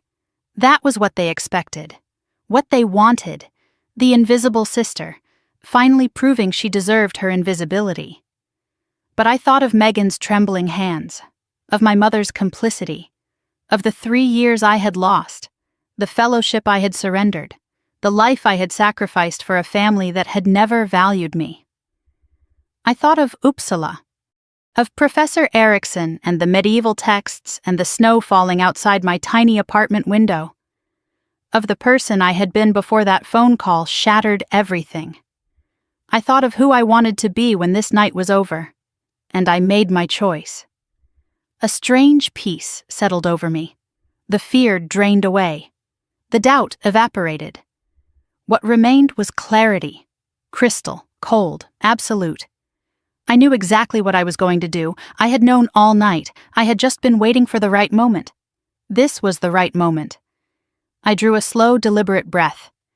I straightened my spine, assuming the posture I had learned in lecture halls and academic conferences. The posture of a scholar, not a servant. I looked at Alexander. Really looked at him. Past the expensive suit and the polished smile, and the billions in his bank account. I saw what he was. A man so terrified of inadequacy that he needed to destroy anyone who revealed it. And then I let him see me. Not the invisible sister. Not the failed academic. Not the woman he had been trying to break for the last 3 hours. The real Emily Carter. Something shifted in the air. Alexander sensed it. His smile faltered for just a fraction of a second, uncertainty flickering behind his eyes. The room sensed it. Conversations that had resumed died away again. Attention sharpened. Even my mother straightened in her seat, some maternal instinct warning her that everything was about to change. I opened my mouth, and I spoke, in Swedish. Not the textbook Swedish Alexander had used, not the halting phrases of a tourist or the memorized sentences of a summer immersion program. Old Swedish, academic Swedish, the precise, formal language of medieval legal documents and royal proclamations, the Swedish that scholars spent years mastering and native speakers studied in university courses. Det var ett intressant val av ord, Herr Wolf. That was an interesting choice of words, Mr. Wolf. My accent was Uppsala perfect. My grammar was flawless. My pronunciation carried the tonal musicality that Alexander's had completely lacked. The effect was immediate. Alexander's face went slack, the color drained from his cheeks like water from a broken vessel. His mouth opened, closed, opened again. No sound emerged. He understood enough to know what had just happened. He understood that I had heard every word, every insult, every command, every cruelty he had believed was hidden behind a foreign language, and he understood that I was about to respond. Gasps rippled through the Scandinavian delegation. Henrik Lindberg's lips curved into the ghost of a smile. Richard Wolff's triumphant expression curdled into confusion. Clarissa's champagne glass tilted dangerously. My mother's hand flew to her mouth. She did not understand the words, but she understood the shift. She understood that her invisible daughter had just become the most visible person in the room. And Megan. My sister stared at me with an expression I had never seen before. Recognition. Realization. The dawning understanding that the woman she had taken for granted her entire life was someone she had never truly known. I took a step forward, closing the distance between myself and Alexander. My voice remained calm, measured, each word a blade wrapped in velvet. Du föreläste mig om sofistikering. Låt mig då visa dig vad verklig språkkunskap innebär. You lectured me about sophistication. Then let me show you what true linguistic mastery means. Alexander stumbled backward. A physical retreat from my words. The predator suddenly faced with something he had not expected, something he could not control. The room was frozen, suspended. 70 people holding their breath, waiting for whatever came next.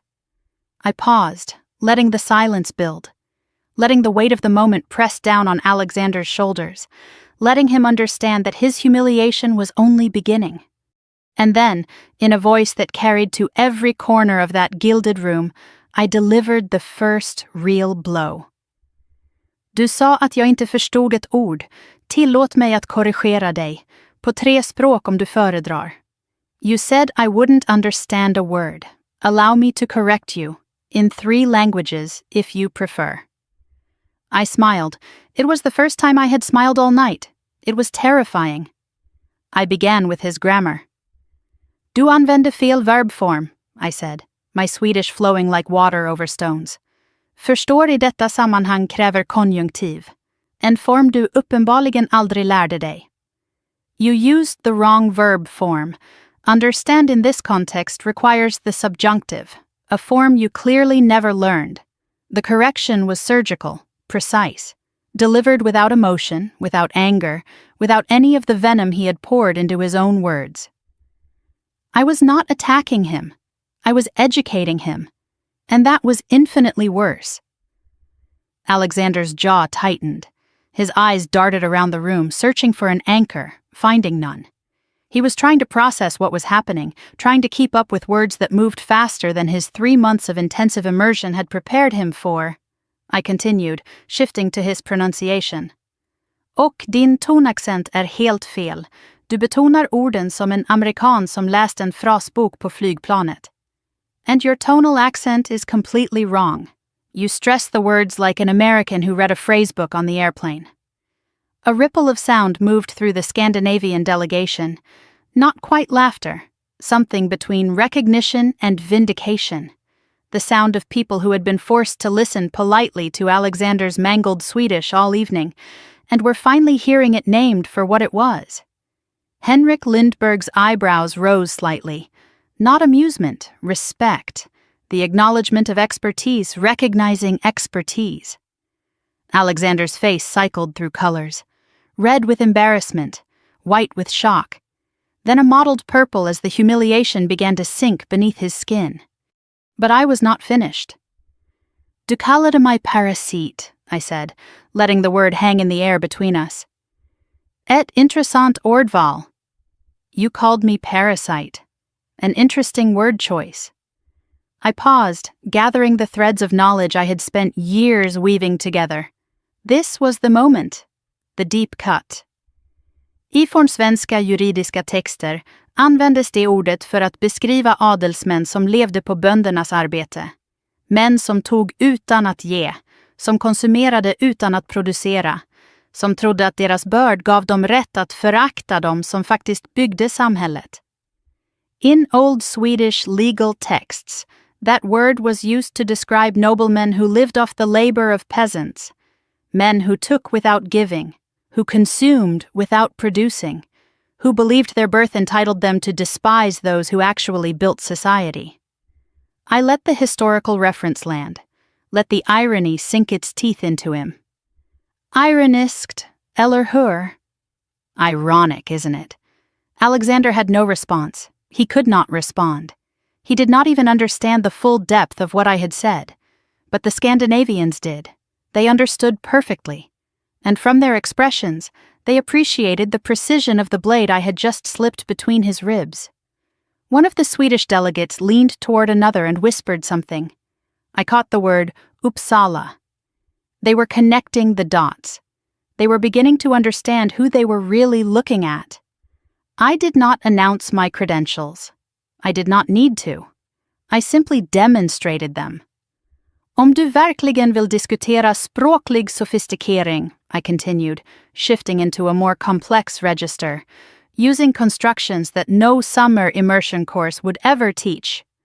Låt oss tala om äldre Västgötalagen, den äldsta bevarade lagtexten på svenska. Jag tillbringade 2 år med att studera dess semantiska strukturer. If you truly wish to discuss linguistic sophistication, let us speak of the older Västgöta law, the oldest preserved legal text in Swedish. I spent 2 years studying its semantic structures. The reference was deeply academic, specialized, the kind of knowledge that took years of dedicated study to acquire, the kind that could not be faked or memorized from YouTube videos. Alexander's confusion was complete now. He was catching perhaps half of what I said, if that. His tutors had not prepared him for this. His intensive course had not covered medieval legal terminology. He was a tourist in a language I had made my home. The room was shifting around us. The non-Swedish speakers did not understand my words, but they understood the transformation they were witnessing. My posture had changed. My voice carried authority it had not possessed before. I was no longer the invisible sister, the failed academic, the woman Alexander had tried to humiliate into submission. I was a scholar, and I was teaching a very public lesson. Even my mother, who understood nothing of what I was saying, saw the change. Her eyes were wide, her hand still pressed against her mouth. She was watching her invisible daughter become visible in a way she had never imagined possible. I switched to English, allowing the entire room to hear what came next. I studied at Uppsala University, Department of Scandinavian Languages. My specialty was medieval linguistic evolution and legal terminology. The words fell into the silence like stones into still water. I left 3 years ago, not because I failed. I paused, letting the weight of the statement settle. Because my family needed me. My eyes found Megan across the room. My sister, my baby sister, the girl I had sacrificed everything for. Some of us make sacrifices. Megan's face crumpled. Tears streamed down her cheeks, cutting channels through her carefully applied makeup. For the first time, she was seeing the full cost of the phone call that had brought me home, the future I had surrendered. The life I had given up so she would not have to face our mother's illness alone. The silence that followed was absolute, profound, the silence of a room recalculating everything it had assumed about the woman standing at its center. Alexander's mouth moved, but no sound emerged. He looked like a man who had reached for a sword and found himself holding air. I turned back to him. You said I wouldn't understand a word. You offered 3 languages if I preferred. My smile returned, calm, controlled, devastating. Let me take you up on that offer. I addressed him first in Swedish, formal and precise, each word chosen with academic care. På svenska, du är en man som förväxlar rikedom med värde och arrogans med intelligens. In Swedish, you are a man who confuses wealth with worth and arrogance with intelligence. Alexander flinched but held his ground. Pride kept him standing even as everything else crumbled around him. I shifted to Norwegian, demonstrating the breadth of my expertise across the Nordic linguistic family. The language flowed differently, the cadence changed, but my fluency remained unbroken. På norsk, du trodde du kunne ydmyge mig, fordi du ikke vidste, hvem jeg var. Det var din første fejl. In Norwegian, you thought you could humiliate me because you did not know who I was. That was your first mistake. The Norwegian delegates leaned forward. She spoke their language, too. The woman Alexander had dismissed as limited, as ignorant, as a burden, commanded their mother tongue with effortless precision. Finally, I delivered the killing stroke in Danish. Each word deliberate. Each syllable weighted with meaning. På dansk, din anden fejl var at antage, at tavshed betyder svaghed. Nogle gange betyder det bare, at man venter. In Danish, your second mistake was assuming that silence means weakness. Sometimes it just means one is waiting. 3 languages, 3 condemnations, 1 message. I had not just answered Alexander Wolf. I had dismantled him in the tongues of the very people he had been trying to impress. I had proven myself not merely competent, but superior, not merely educated, but masterful. And I had done it without raising my voice, without anger, without stooping to his level. I returned to English for my final words to him. I don't need to prove my intelligence to you, Alexander. I never did. I looked at him with something that might have been pity if I had allowed myself to feel it. You just proved yours to everyone in this room. The silence stretched for 3 heartbeats, the room suspended in the aftermath of what they had witnessed. Then, Henrik Lindberg rose from his seat and began to clap. The sound was slow, deliberate, each impact of palm against palm echoing through the hall like a gavel falling. This was not enthusiastic applause. It was something more powerful. It was judgment rendered, verdict delivered. Other Scandinavian delegates rose to join him. One by one, they added their hands to the rhythm. The Norwegian investors, the Danish businessmen, the Swedish bankers, all standing, all applauding, all acknowledging what had just occurred. The sound built, not into a standing ovation, but into something more meaningful, a recognition, a validation, a welcome into a world Alexander had tried to bar me from. American guests exchanged uncertain glances. The social calculus was shifting in real time. The woman they had dismissed as nobody was being honored by the most important people in the room. In this world, status was everything. And mine had just changed. Richard Wolf's face had gone gray. His son had humiliated himself in front of the man the family needed most. The deal, the evening, the carefully constructed image of Wolf excellence was crumbling before his eyes.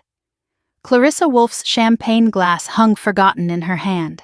Her practiced composure had finally cracked.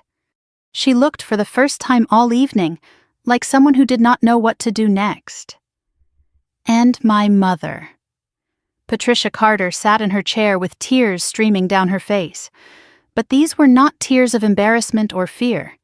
She was looking at me like she was seeing a stranger, like she was realizing, far too late, that the daughter she had dismissed for years was someone extraordinary, someone she had never bothered to know. I could have destroyed him further. Standing in the center of that room, with the applause of powerful men still ringing in the air, I had everything I needed to reduce Alexander Wolf to rubble. His cruelty had been witnessed. His ignorance had been exposed. I could have listed every insult, translated every degrading word he had spoken, painted a complete picture of the small, petty man hiding behind his billions. The temptation was real. The anger was real. But I thought of my father, a quiet man who had taught me that strength was not measured by how hard you hit, but by knowing when not to swing. A man who had shown me, through a lifetime of small examples, that grace under pressure was worth more than vengeance. I thought of who I wanted to be when this night ended, and I made my choice. I didn't come here tonight to prove anything, I said, my voice carrying across the silent room. I came to celebrate my sister's engagement. I looked at Alexander, meeting his shell-shocked gaze with composure. I have no interest in humiliating you, Alexander. You've done that yourself. A pause. Then, softer. I'm going to get some air. When I come back, I hope we can all remember why we're actually here.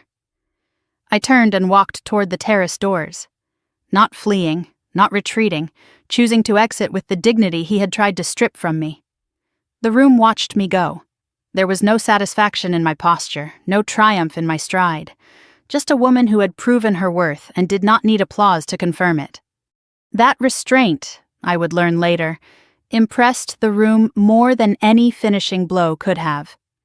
Henrik Lindberg nodded slowly as I passed, and in his eyes I saw the recognition of a decision made. Whatever he had been considering about Emily Carter, my choice to walk away with grace had settled it. I reached the terrace doors. My hand touched the cool metal of the handle. I was almost free. Then Alexander's voice cut through the silence. "Don't you dare walk away from me." The words were loud, desperate, ugly, stripped of all the polish and charm that had defined him throughout the evening. I turned back. Alexander was striding toward me, finger pointing like a weapon. His face was contorted with rage, the mask completely shattered now, revealing the petulant, wounded creature beneath. "You think you can embarrass me in my own party and just leave?" He stopped a few feet away, chest heaving, eyes wild with something that looked almost like panic. "You planned this. You came here to sabotage me." The accusation was irrational, wild, the desperate flailing of a man watching his carefully constructed world collapse around him. He turned to the room, seeking allies he no longer had. "Don't you see what she's doing? She's trying to ruin the Lindbergh deal." His voice rose, cracking at the edges. She probably researched everything, memorized phrases to make herself look smart. He was grasping now, spinning narrative from thin air, trying to rewrite what everyone had just witnessed. This isn't about language, this is corporate espionage. A few guests shifted uncomfortably. Accusations like that carried weight in this world. Even false ones could cause damage. Richard Wolf stepped forward, placing himself beside his son, backing the narrative. Alexander raises a valid point. How did she know about the Nordic connections? Clarissa joined the formation. She was lurking near private conversations all evening. I noticed it myself. The story was being constructed in real time. Emily Carter, not the wronged party, but the infiltrator. Not the victim, but the spy. The Scandinavians exchanged glances. They knew the truth. But would they speak?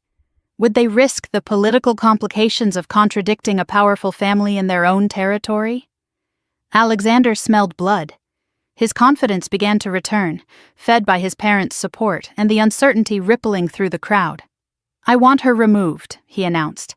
"Security, escort Ms. Carter out immediately." He turned to me, triumph returning to his eyes.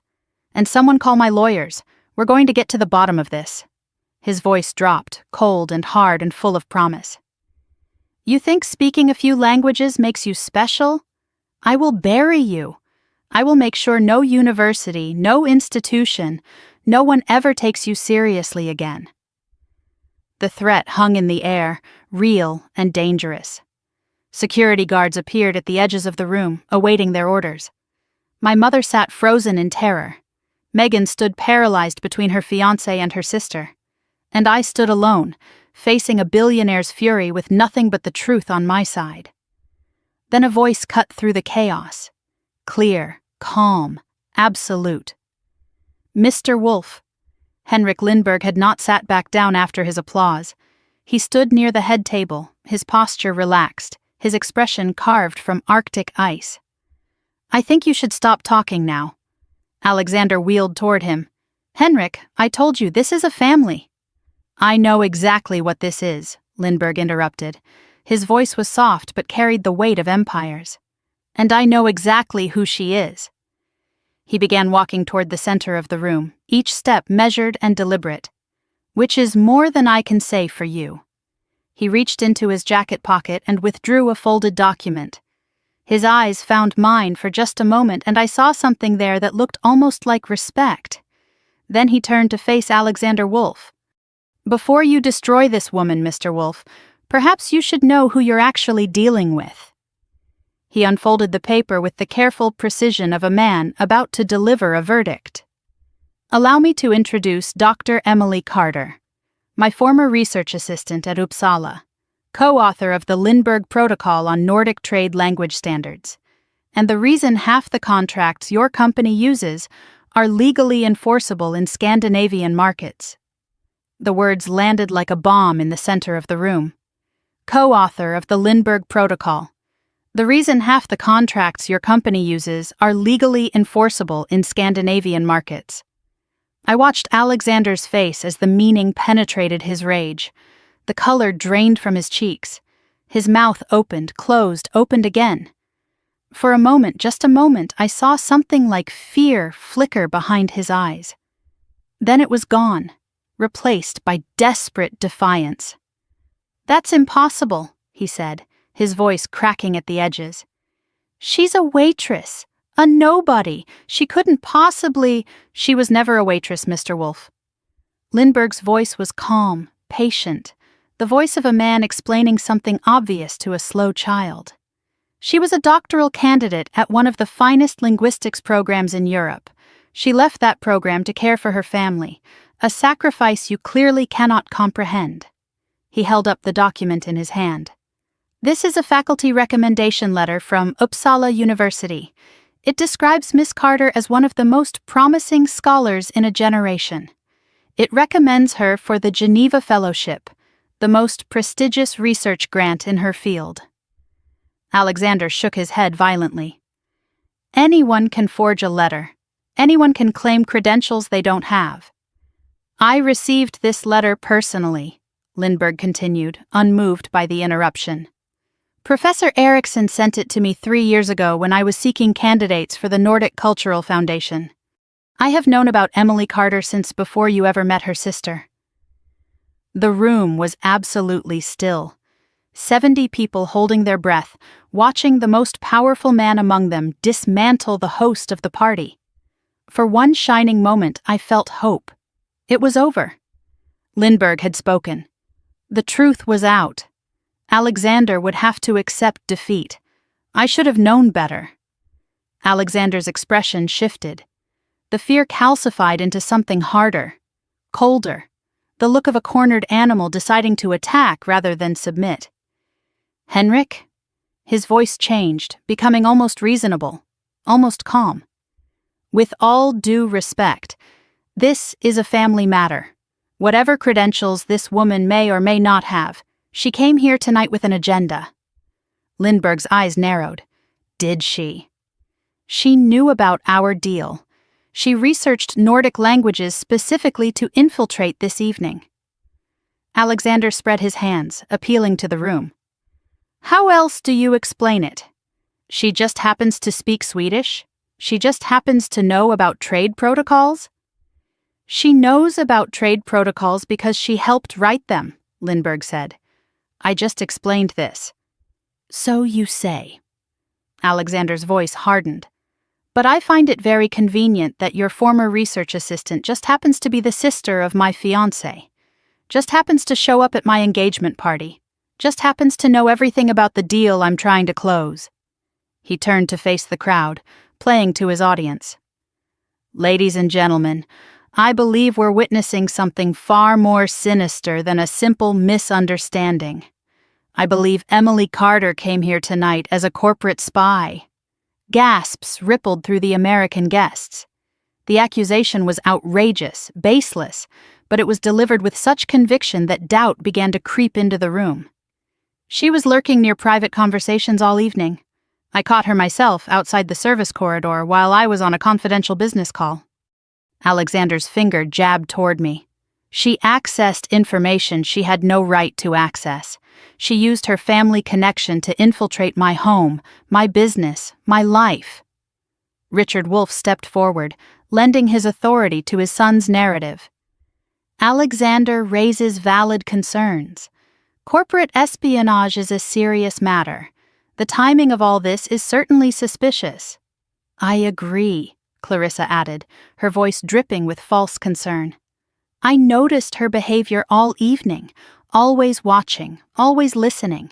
Something was clearly wrong. The story was being constructed in real time. Brick by brick, they were building a wall of accusation around me. And I could see it working. The American guests, who had no loyalty to Lindbergh and every reason to curry favor with the Wolffs, were nodding along. The narrative was shifting. Alexander pressed his advantage. Let's examine the facts, he said, his voice taking on the confident cadence of a prosecutor. This woman claims she studied in Sweden. Convenient. This woman claims she worked on trade protocols. Convenient. This woman speaks the exact languages needed to understand my private business discussions. Very convenient. He laughed, a sharp, ugly sound.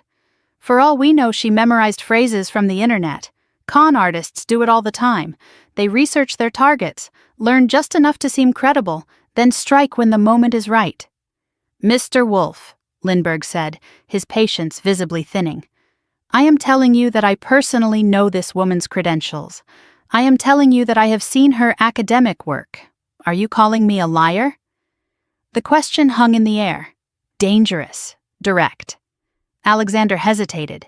Even in his rage, he knew better than to directly insult the man he needed most. But he could not back down. His pride would not allow it. I'm saying you may have been deceived, he said carefully. I'm saying that this woman is clearly clever enough to fool even intelligent people. She fooled my fiancé. She fooled her own mother. Why not a respected businessman who met her briefly 3 years ago? He turned to the security guards who had appeared at the edges of the room. I want her removed from this property immediately, and I want a full investigation into how she obtained access to proprietary information. His eyes found mine, blazing with triumph and hatred. You picked the wrong family to target, Emily Carter. I will bury you. I will make sure no university, no institution, no one ever takes you seriously again. By the time my lawyers are finished, you won't be able to get a job teaching kindergarten. The threat was real. He had the money to make it happen. He had the connections, the resources, the sheer vindictive will to destroy someone who had embarrassed him, and I was standing alone against all of it. Lindbergh opened his mouth to respond, but Richard Wolff cut him off. Henrik, please. Richard's voice was smooth, conciliatory, the voice of a man trying to salvage a business relationship. This is clearly a complicated situation. Why don't we discuss it privately? away from all these witnesses. I'm sure we can come to an understanding. It was a bribe wrapped in politeness, an offer to make the problem disappear if Lindbergh would just stop making things difficult. Lindbergh's expression did not change. There is nothing to discuss privately, Richard. Your son has just accused an innocent woman of crimes she did not commit, in front of dozens of witnesses. That is not something I am willing to overlook. Innocent? Alexander laughed. She humiliated me in front of my guests. She sabotaged my engagement party. She responded to your insults in the language you chose to deliver them, Lindbergh interrupted. Nothing more, nothing less. If you feel humiliated, Mr. Wolf, I suggest you examine who is truly responsible for that humiliation. The rebuke was surgical, but Alexander was beyond hearing reason now. His world was crumbling, and he needed someone to blame. Remove her, he commanded the security guards. Now. The guards hesitated, looking between Alexander and Lindbergh, unsure whose authority to obey. Touch her, Lindbergh said quietly, and I will personally ensure that every Nordic investment fund withdraws from American markets within the month. Try me. The guards froze. It was at that moment that my mother appeared at my side. I had not seen her approach. She seemed to materialize from the crowd, her face pale and streaked with mascara, her hands wringing together in that nervous gesture I remembered from childhood. Emily, she whispered urgently, please, just apologize. I stared at her. Apologize for what? It doesn't matter. Her fingers closed around my arm, nails digging in.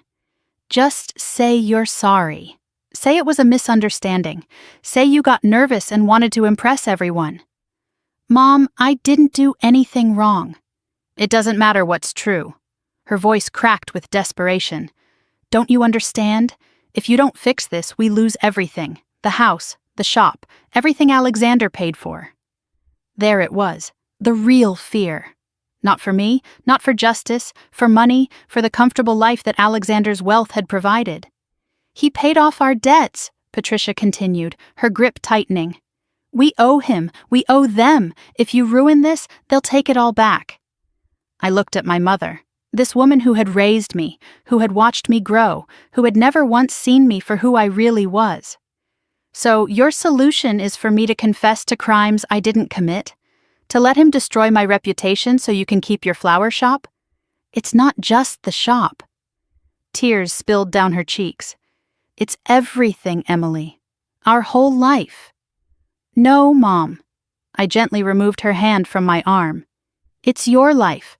The life you chose when you sold Megan to a monster to pay off your credit cards. Patricia recoiled as if I had struck her. I didn't have a choice, she whispered. There's always a choice. You just didn't like the other options. My mother stared at me for a long moment, something shifting in her eyes. Then she turned and walked away. Not toward me, not to stand beside her daughter in her moment of need. She walked toward Clarissa Wolfe, and Clarissa put an arm around her, comforting, welcoming her into the fold. My mother had made her choice. She had chosen them. I stood alone in the center of the room, watching the woman who gave me life take her place among my enemies. Megan appeared between us. She stood equidistant from Alexander and me, frozen in the no-man's land between the life she had accepted and the sister she had abandoned. Her face was a battlefield. Fear and guilt and love and terror warred across her features, each gaining ground and losing it in turn. Alexander extended his hand toward her. Megan, come here. His voice was soft, but I heard the command beneath it, the expectation of obedience, the certainty that she would heel like a well-trained dog. I said nothing. I would not beg my sister to choose me. That choice had to be hers, free and clear. Megan, Alexander's voice sharpened, your sister has embarrassed me, embarrassed us, embarrassed you. She needs to understand that actions have consequences. He waited, hand still extended. Stand with your family, he said. The word family meant him. Not me, not blood, him. Megan's voice came out broken, barely audible. Alexander, maybe we can talk about this privately. There's no need for security. Emily didn't mean what? He cut her off, his patience snapping. To humiliate me in front of investors? In front of my colleagues? In front of Henrik Lindbergh? His voice dropped to something cold and dangerous. Choose carefully, Megan. The threat was unmistakable. Side with your sister and you lose everything too. Megan looked at me. Her eyes were full of apology, of anguish, of helplessness. I could see her struggling, fighting against the invisible chains that bound her. But she did not move toward me. She did not move toward Alexander either. She simply stayed, paralyzed, neutral, absent. And in her stillness I saw the answer. Megan would not fight for me. She never had. She never would. I understood now with perfect clarity. 3 years ago, she had called me home. I had given up everything. And tonight, when it mattered most, she could not even take a step in my direction. The grief was enormous, but so was the clarity. I was alone. I had always been alone, and maybe that was okay. Alexander smiled at Megan's silence. He had won. She had not chosen me. In his world, that was the same as choosing him. Remove her, he ordered the guards again. 2 security men moved toward me. Professional, expressionless, hands ready to grip my arms and escort me out like a criminal. The room watched, some uncomfortable, some entertained, some ashamed. Any last words? Alexander asked, savoring his victory. Before you're escorted out like the fraud you are? He wanted me to beg, to cry, to crumble. He wanted proof that he had won, that his power was absolute, that a woman with nothing could never stand against a man with everything. I looked at him. Really looked at him. Past the expensive suit and the billions in his bank account and the security guards waiting to drag me away. I saw what he was. A man so terrified of inadequacy that he needed to destroy anyone who revealed it. A man who measured his worth in other people's submission. A man who would spend his entire life chasing a sense of value he would never find. I almost felt sorry for him. I came here tonight for my sister, I said. My voice was quiet but steady. Not for you, not for your money, not for your approval. I straightened my spine and met his gaze without flinching. You insulted me in a language you assumed I couldn't understand. That was your choice. I responded in kind. That was mine. I took a breath. I have nothing to apologize for, and I have nothing to fear from you. My voice carried across the silent room.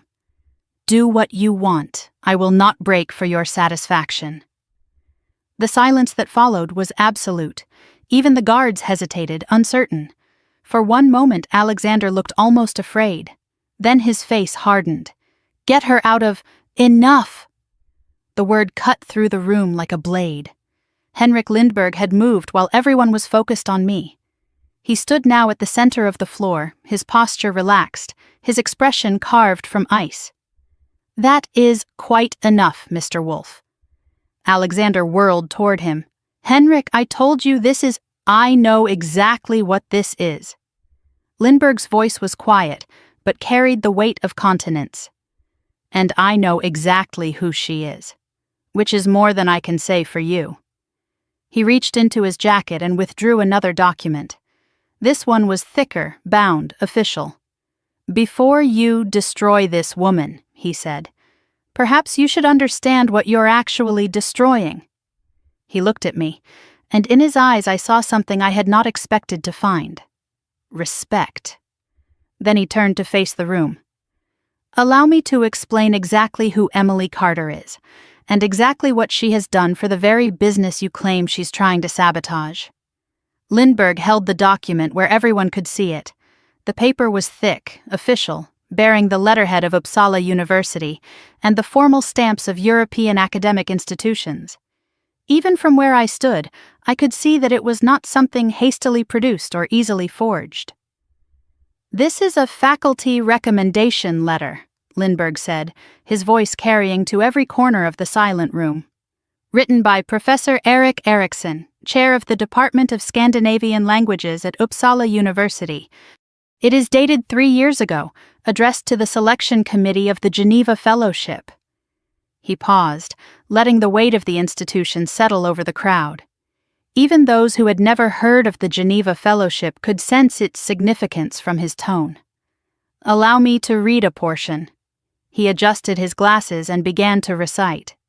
"Miss Carter demonstrates extraordinary aptitude in medieval Scandinavian linguistics. Her work on semantic evolution in Nordic legal texts is groundbreaking. Her analysis of the older Vestgota law has already been cited by scholars across 3 continents." He looked up at the room, then at Alexander. "Groundbreaking, not adequate, not promising, groundbreaking." He continued reading. "She is, without reservation, the finest student I have supervised in 30 years. Her departure from our program would be a significant loss to the field of linguistic scholarship." The words landed like stones in still water. Ripples of reaction spread through the crowd, murmurs, shifting postures, the recalculation of everything they had assumed about the woman in the modest dress. I stood frozen, hearing my former life described by someone I had never met speaking about a letter I had never read. Professor Erickson had believed in me that much, had fought for me that much, and I had walked away without ever knowing.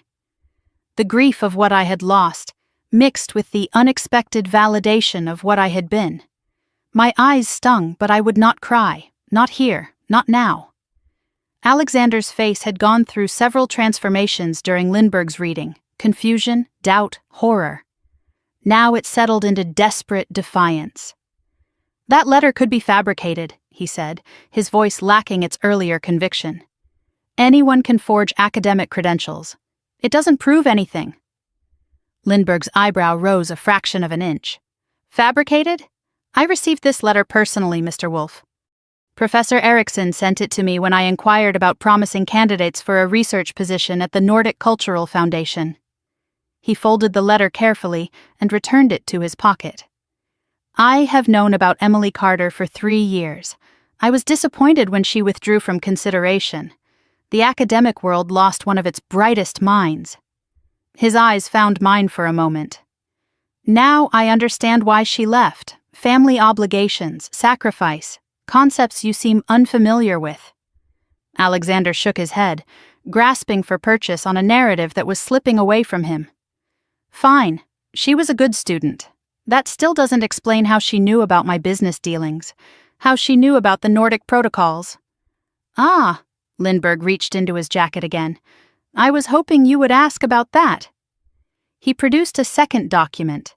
This one was bound, thicker, more official-looking.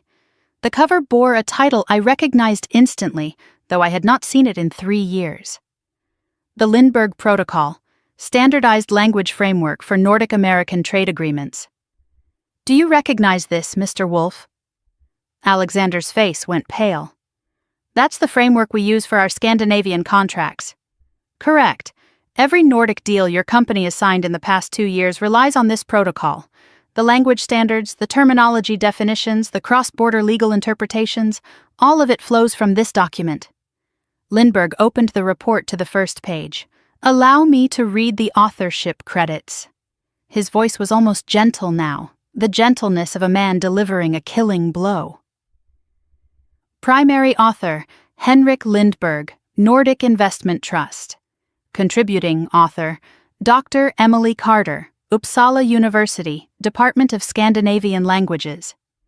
The room erupted, not in applause or protest, but in the chaotic murmur of 70 people suddenly realizing that everything they thought they knew was wrong. The woman Alexander had called a parasite, a fraud, a burden, had literally written the rules his company depended on. "That's impossible," Alexander whispered. But the fight had gone out of his voice. Lindbergh addressed the room at large, his tone shifting into that of a lecturer explaining something fundamental. 3 years ago, my foundation commissioned a study on linguistic barriers in international trade law. The problem was significant. Contracts written in English often lost crucial nuances when translated into Nordic languages. Legal disputes arose from simple misunderstandings of terminology. He gestured toward me.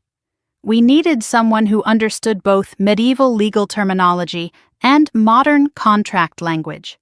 Someone who could trace the evolution of words across centuries and explain why a term that meant one thing in 14th century Swedish might mean something entirely different in 21st century Norwegian. There was only one candidate qualified for the work, Emily Carter. He let that sink in. She completed the research in 8 months, ahead of schedule, under budget. The protocol was implemented across 17 countries. It has facilitated over $4 billion in trade agreements. $4 billion. The number hung in the air, impossible to ignore. Every contract you have signed with Nordic partners uses language frameworks that Emily Carter developed, Lindberg continued, turning back to Alexander. The very deal you are trying to close with me tonight would not exist without her work. He paused, and when he spoke again, his voice was sharp as a blade. You called her a parasite, a fraud, a burden to her family.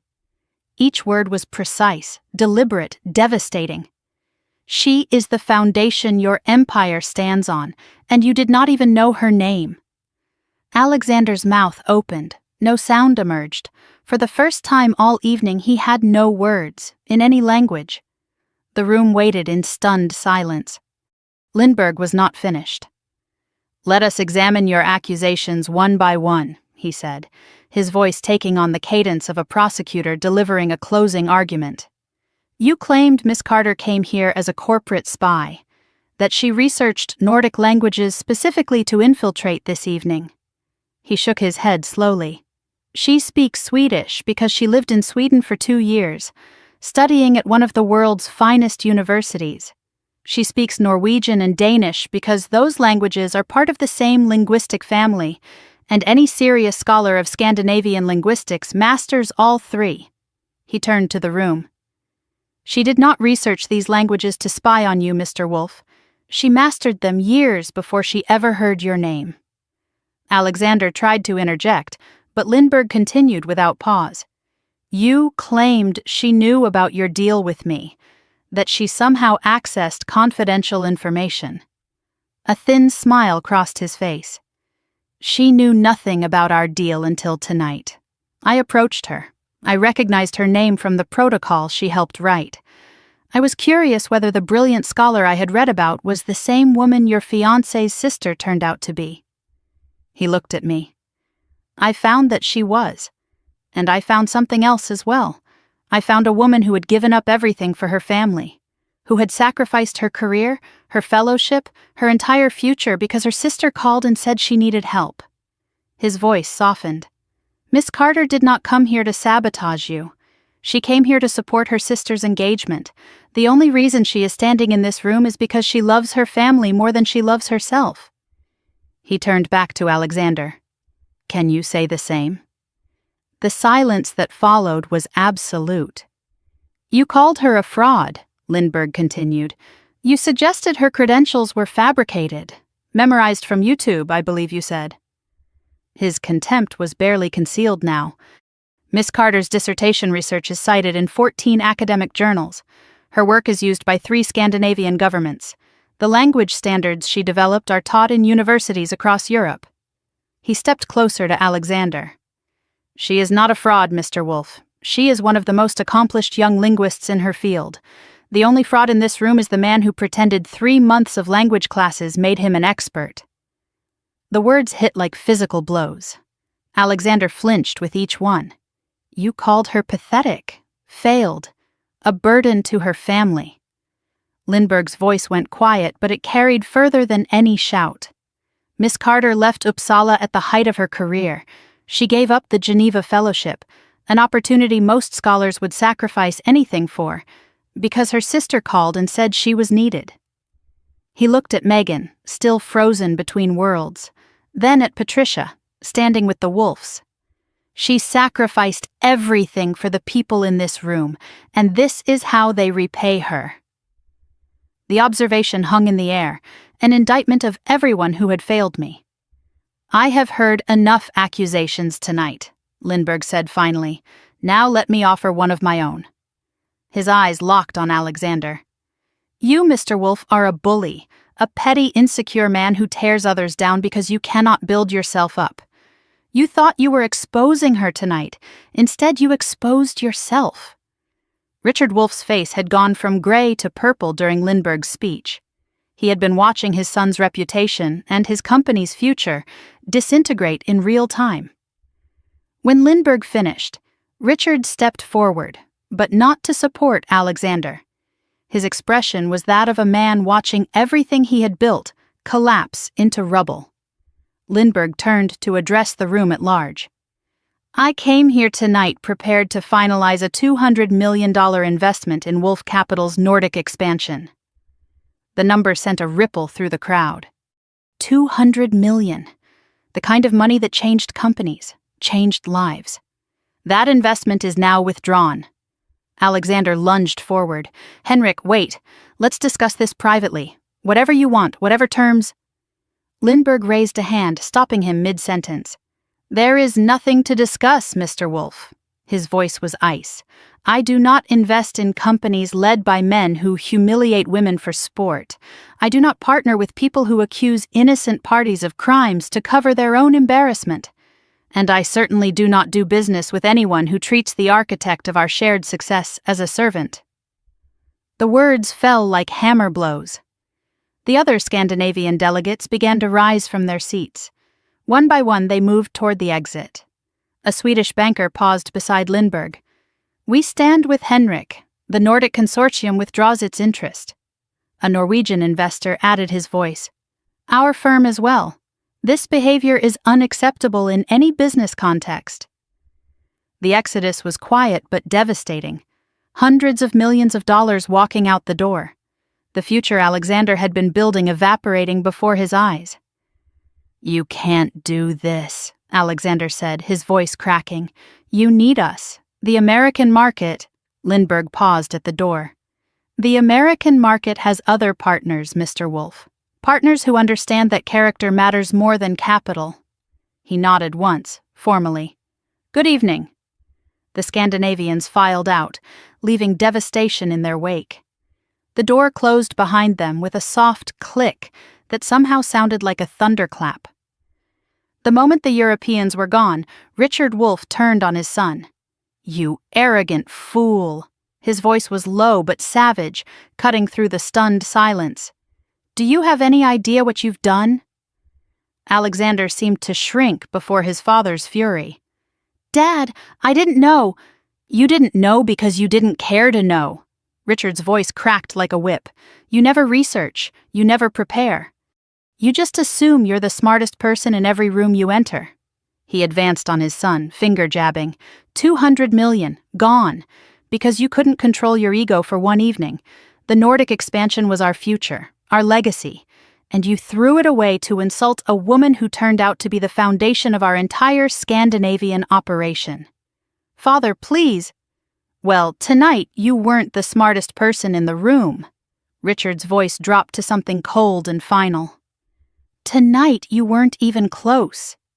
He turned to the remaining guests, attempting damage control.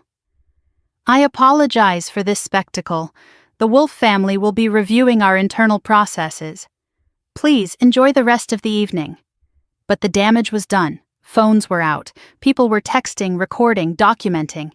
By morning, this would be on every financial gossip site in Manhattan. The story of how Alexander Wolf destroyed a $200 million deal by insulting his future sister-in-law. Clarissa Wolf stood apart from her husband and son, watching the destruction with cold, calculating eyes. She did not move to comfort Alexander. She did not defend him. She was already calculating how to distance herself, how to preserve her social standing, how to emerge from this wreckage unscathed. Even his mother would not protect him now. Alexander stood alone in the center of the room. His father had turned against him. His mother had abandoned him. His investors had fled. His reputation was in tatters. He looked around for an ally and found none. Now he knew how I had felt 15 minutes ago. The difference was that I had not deserved it. I stood in the same spot I had occupied throughout the entire confrontation. The room had transformed around me. The hostile tribunal had become smoking ruin. I should have felt triumphant. I had been vindicated. My enemies were destroyed. Instead, I felt hollow. I looked at my mother, still standing with Clarissa Wolfe. Patricia would not meet my eyes. Shame? Fear? I could not tell anymore. I was not sure I cared. I looked at Megan, still frozen between worlds. My sister's face was wet with tears, but she had not moved toward me. Not even now, not even after everything. The victory was real, but so was the loss. I had proven my worth, and I had lost my family doing it. Victoria Chen appeared beside me, moving quietly through the thinning crowd. "That was quite a night," she said, her voice carefully neutral. "Is it over?" "The immediate crisis, yes." She shrugged slightly. "The aftermath, that's just beginning." She pressed a card into my hand. "My direct line. You're going to need a lawyer who isn't afraid of the wolves." She disappeared into the crowd before I could respond. I looked at the card in my hand, then at the ruins of the party around me. I had come here invisible. I was leaving something else entirely. Vindicated? Victorious? Neither word felt right. I had come here for my sister. I was leaving without her. I had proven my worth. I had lost my family. Was that winning? A hand touched my arm. I turned, expecting another stranger, another business card, another complication. Instead, I found Megan. My sister stood before me, tear-streaked and trembling, but finally moving toward me instead of away. "Emily," she whispered, her voice breaking. "I'm so sorry. I'm so sorry." And for the first time all night, I did not know what to say. Megan stood before me, and for a moment I did not recognize her. The polished fiancé, the perfect accessory, the woman who had spent the entire evening performing a role she had been trained to play, was gone. In her place was my little sister, tear-streaked, trembling, makeup ruined, looking at me with eyes that held nothing but raw, desperate truth. "Emily," she whispered again, "I'm so sorry." I did not move immediately. Part of me wanted to embrace her, to forgive instantly, to pretend that the years of distance and the wounds of this evening could be erased with a single apology. But another part remembered.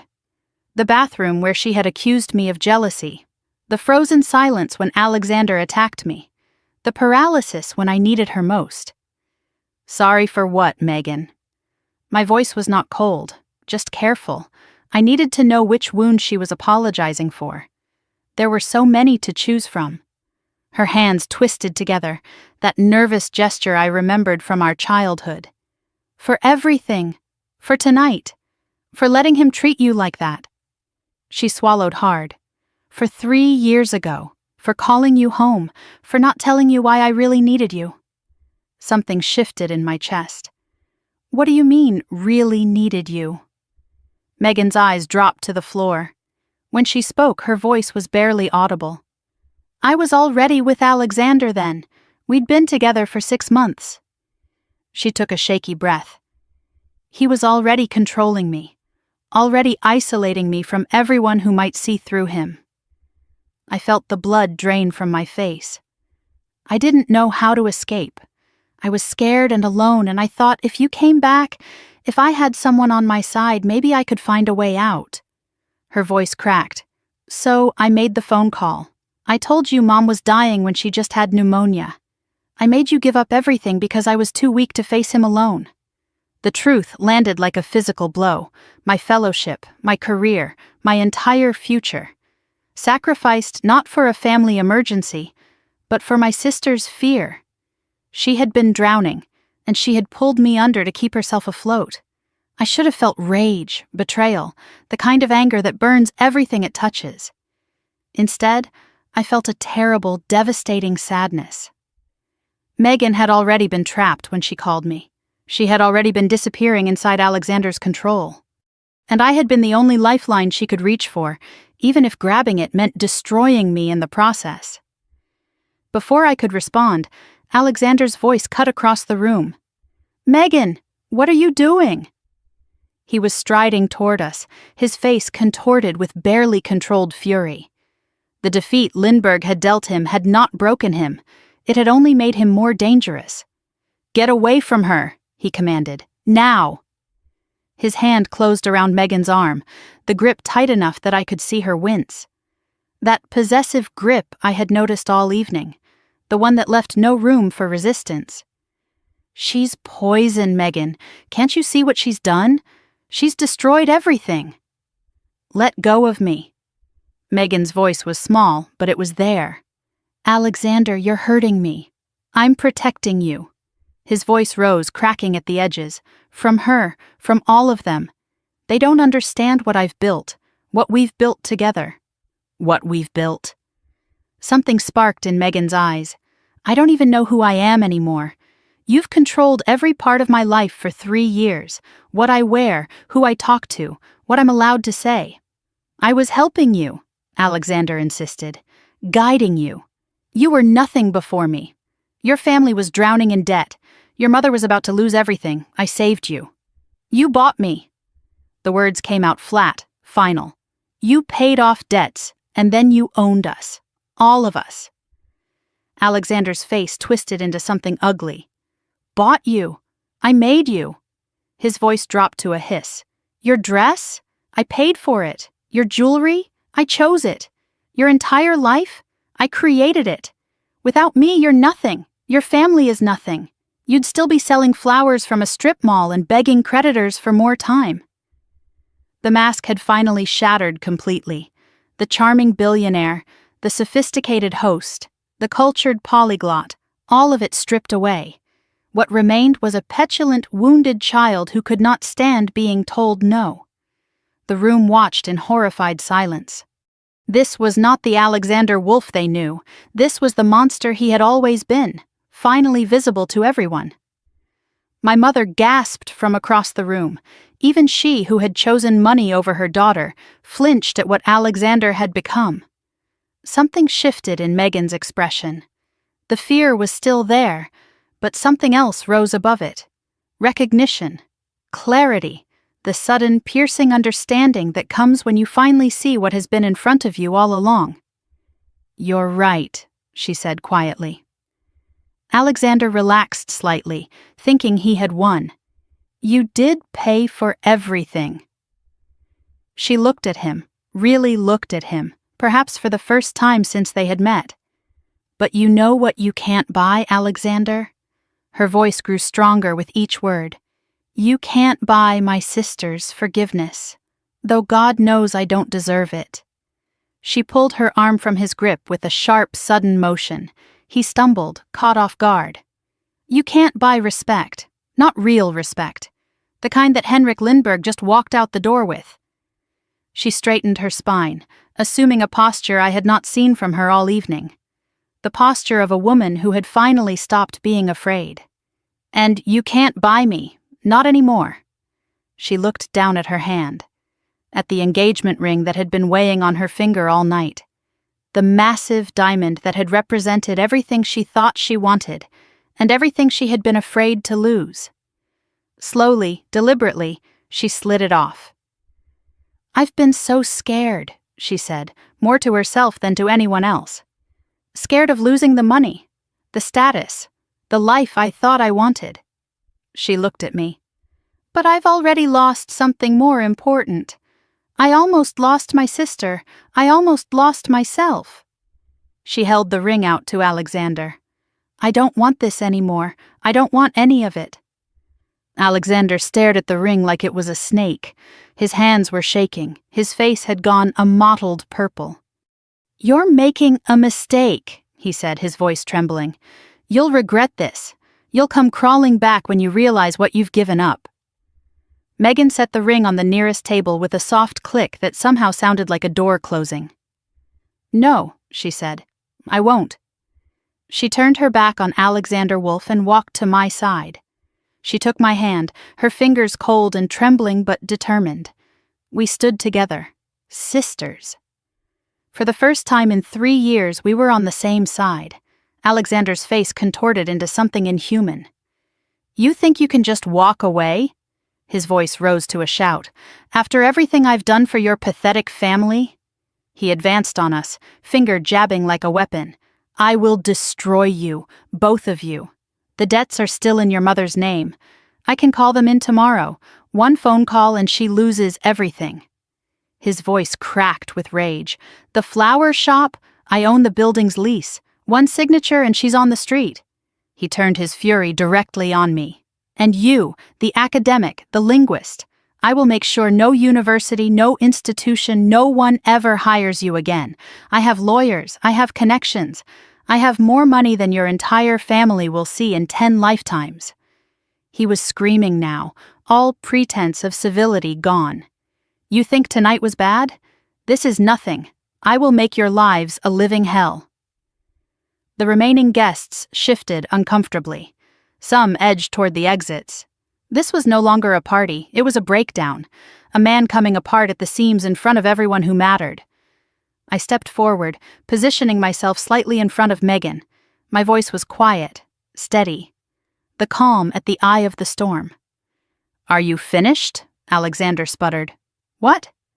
"I asked if you're finished, because I'd like to respond." He stared at me, momentarily thrown by my composure. "You came here tonight with everything," I said. "Money, power, a beautiful fiancé, the respect of your peers, the most important deal of your career." I gestured at the ruins around us, the empty tables, the departed investors, his furious father, his calculating mother. "And now, look around you." My voice carried across the silent room. "Your deal is gone. $200 million walked out the door. Your reputation is destroyed. By morning, every financial gossip site in Manhattan will be running this story. Your family is ashamed of you. Your father just called you an arrogant fool in front of everyone, and your fiancé just gave back your ring." I met his eyes without flinching. "I didn't do that, Alexander. You did. Every bit of it." I let the words sink in. "You destroyed yourself. I just watched." Alexander's hand rose. Not quite a fist, but close. The room gasped. For one terrible moment, everyone believed he might actually strike me. I did not move. I did not flinch. I looked at him with something that might have been pity. "Go ahead," I said quietly. "Give them one more reason to remember who you really are." His hand trembled in the air between us. The moment stretched, elastic and dangerous. Then Richard Wolff's voice cut through the tension. "Alexander, enough." Richard strode forward, his face carved from stone. He did not look at his son with love or concern. He looked at him with disgust. "Security," Richard commanded. "Escort my son to the private lounge. He needs to calm down." Alexander wheeled on his father. "You're taking her side, after everything she's done?" "There are no sides left to take." Richard's voice was ice. "There's only damage control, and right now, you are the damage." 2 security guards approached Alexander, the same guards who had been ready to escort me out 15 minutes earlier, the same guards who had awaited his orders to remove me like a criminal. "Sir," one of them said, "please come with us."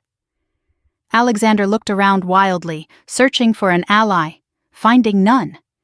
"This isn't over," he said, his voice cracking. "None of this is over." But the words had lost their power. He sounded like what he was, a beaten man making empty threats because he had nothing else left. The guards guided him toward the back rooms. He went, not quietly, but inevitably. The monster had been removed from his own party. The irony was not lost on anyone. Richard Wolff turned to the remaining guests. "I apologize for this evening's events. Please enjoy the refreshments. Cars will be called for anyone who wishes to leave." It was a dismissal disguised as hospitality. People began gathering their things, murmuring to each other. The engagement party was over. The engagement was over. Only wreckage remained.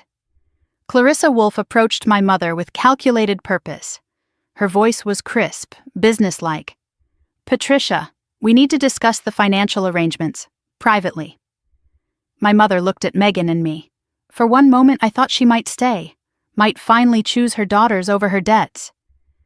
Then she followed Clarissa toward the private rooms, like a woman walking to her own sentencing. I watched her go and felt something close to peace. She had made her choice. She would have to live with it. Megan squeezed my hand. Should we go after her? No. I turned to face my sister. This is between Mom and them now. Megan's face crumpled with guilt. I did this. I brought Alexander into our family. I let him do all of this. Stop. I gripped her shoulders, forcing her to meet my eyes. You were a victim too. We all were, in different ways. The only person responsible for Alexander's behavior is Alexander. How can you forgive me? Her voice broke. After what I did, calling you home, letting you sacrifice everything, standing there like a coward while he tried to destroy you? I considered the question honestly. The answer was not simple. I'm not sure I can. Not yet. Maybe not ever completely. Megan flinched. But I want to try. Because you're my sister. And tonight, when it mattered most, you chose me. I softened my grip on her shoulders. That has to count for something. Megan nodded, fresh tears falling. I'll spend the rest of my life making it up to you. I almost smiled. Let's start with getting out of here. I looked around at the ruined party, the empty tables, the abandoned champagne glasses, the scattered guests gathering their coats and their gossip. I think we've had enough of the Wolf family for one lifetime. We walked toward the exit together, sisters reunited in the wreckage of what was supposed to be a celebration. My hand in hers, her hand in mine. The first steps of a long journey back to each other. Behind us, I heard Victoria Chen's voice. She was speaking into her phone, her words soft but clear. Yes, everything. I recorded everything. Audio and video. The threats, the accusations, the physical intimidation, all of it. A pause. Yes, I'll have it secured tonight. This is going to be very useful if he tries anything. I did not know what that meant yet, but I had a feeling that tonight's consequences were only beginning. The night air hit us as we stepped through the doors of the Sterling Club, cold and sharp and clean. It felt like waking up from a fever dream. Megan shivered beside me. What happens now? I did not have an answer. Everything was uncertain. The debts, the threats, the future that had seemed so impossible just hours ago. But standing in the Manhattan night with my sister beside me, I felt something I had not felt in 3 years. Hope. The Sterling Club looked different from the outside, smaller somehow, less imposing. Just a building with a brass number and a heavy door, not the fortress of wealth and cruelty it had seemed when I arrived hours ago. Megan and I stood on the sidewalk, the cold January air cutting through our inadequate dresses, watching our breath form clouds in the darkness. Neither of us spoke for a long moment. There was too much to say, and no way to say it all at once. I can't believe I almost married him, Megan whispered finally. I can't believe I almost let you. She looked at me, a ghost of a smile crossing her tear-streaked face. Since when could you stop me from doing anything? Fair point. You've always been the stubborn one. The exchange was light, fragile. The first tentative steps across a bridge we had burned years ago and were only now trying to rebuild. It was not forgiveness, not yet. But it was something. A foundation we could build on, if we chose to. A town car pulled up to the curb, one of the party's arranged transportation services. The driver stepped out, professional and discreet. Ladies, can I take you somewhere? Megan looked at me. I looked at her.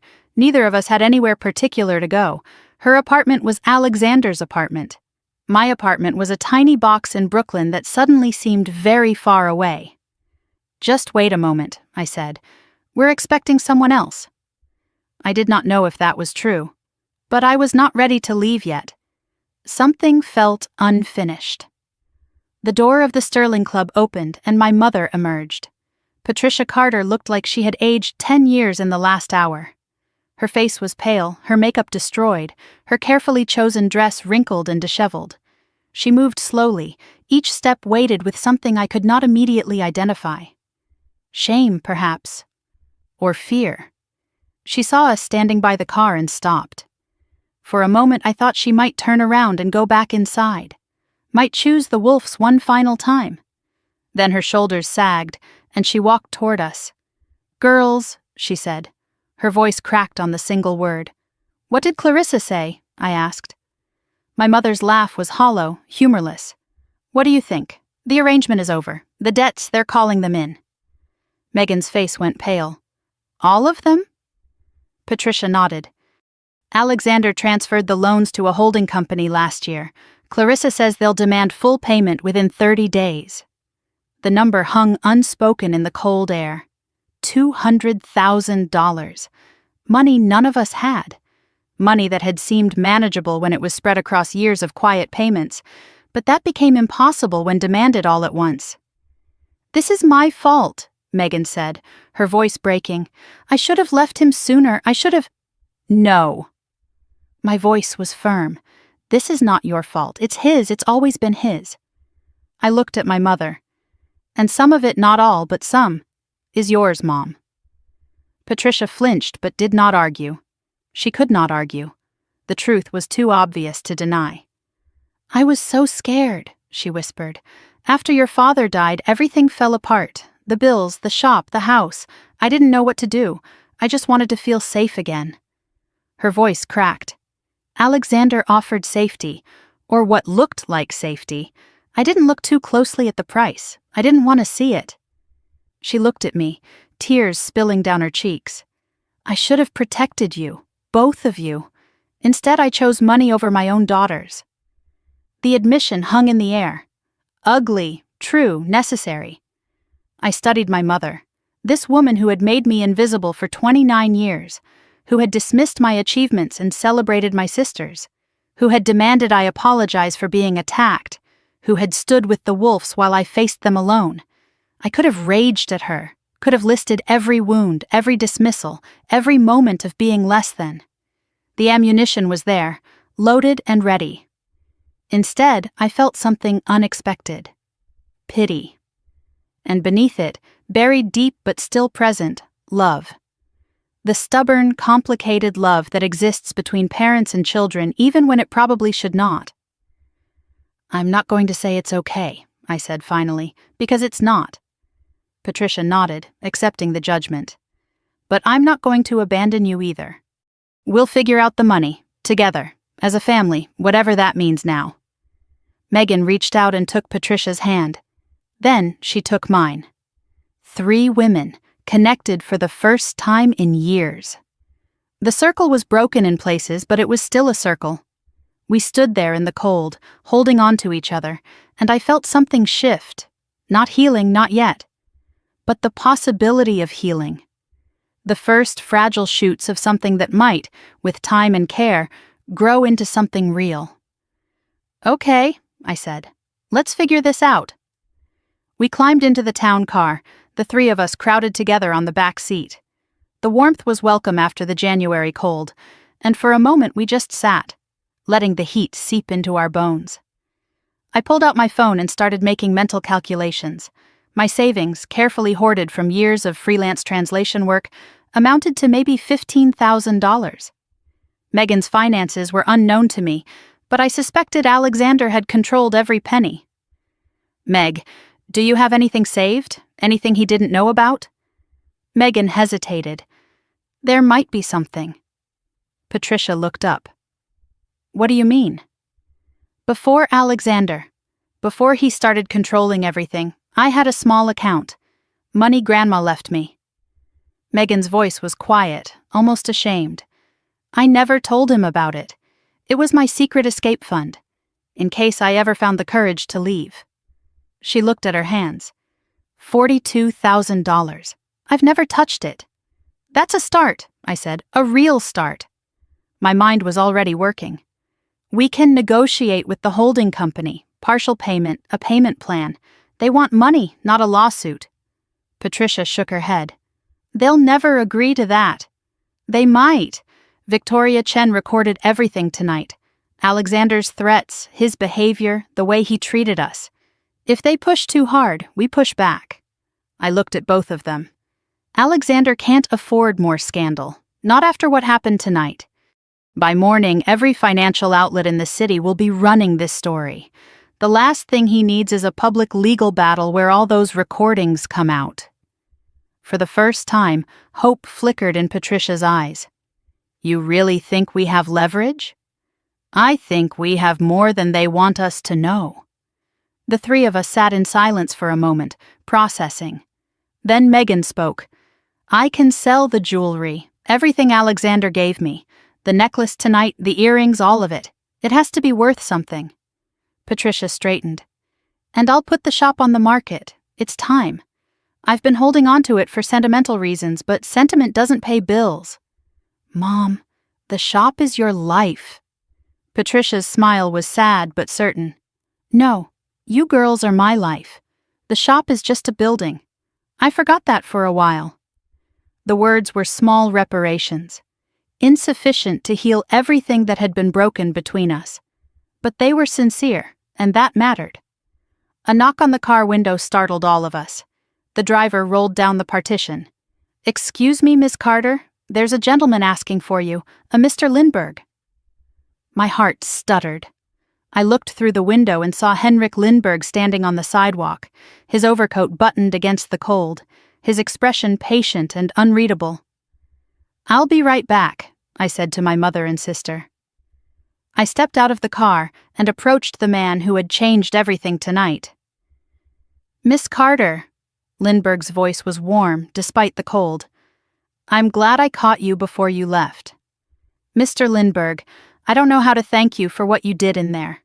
You don't need to thank me, I simply told the truth. He studied me with those sharp, assessing eyes.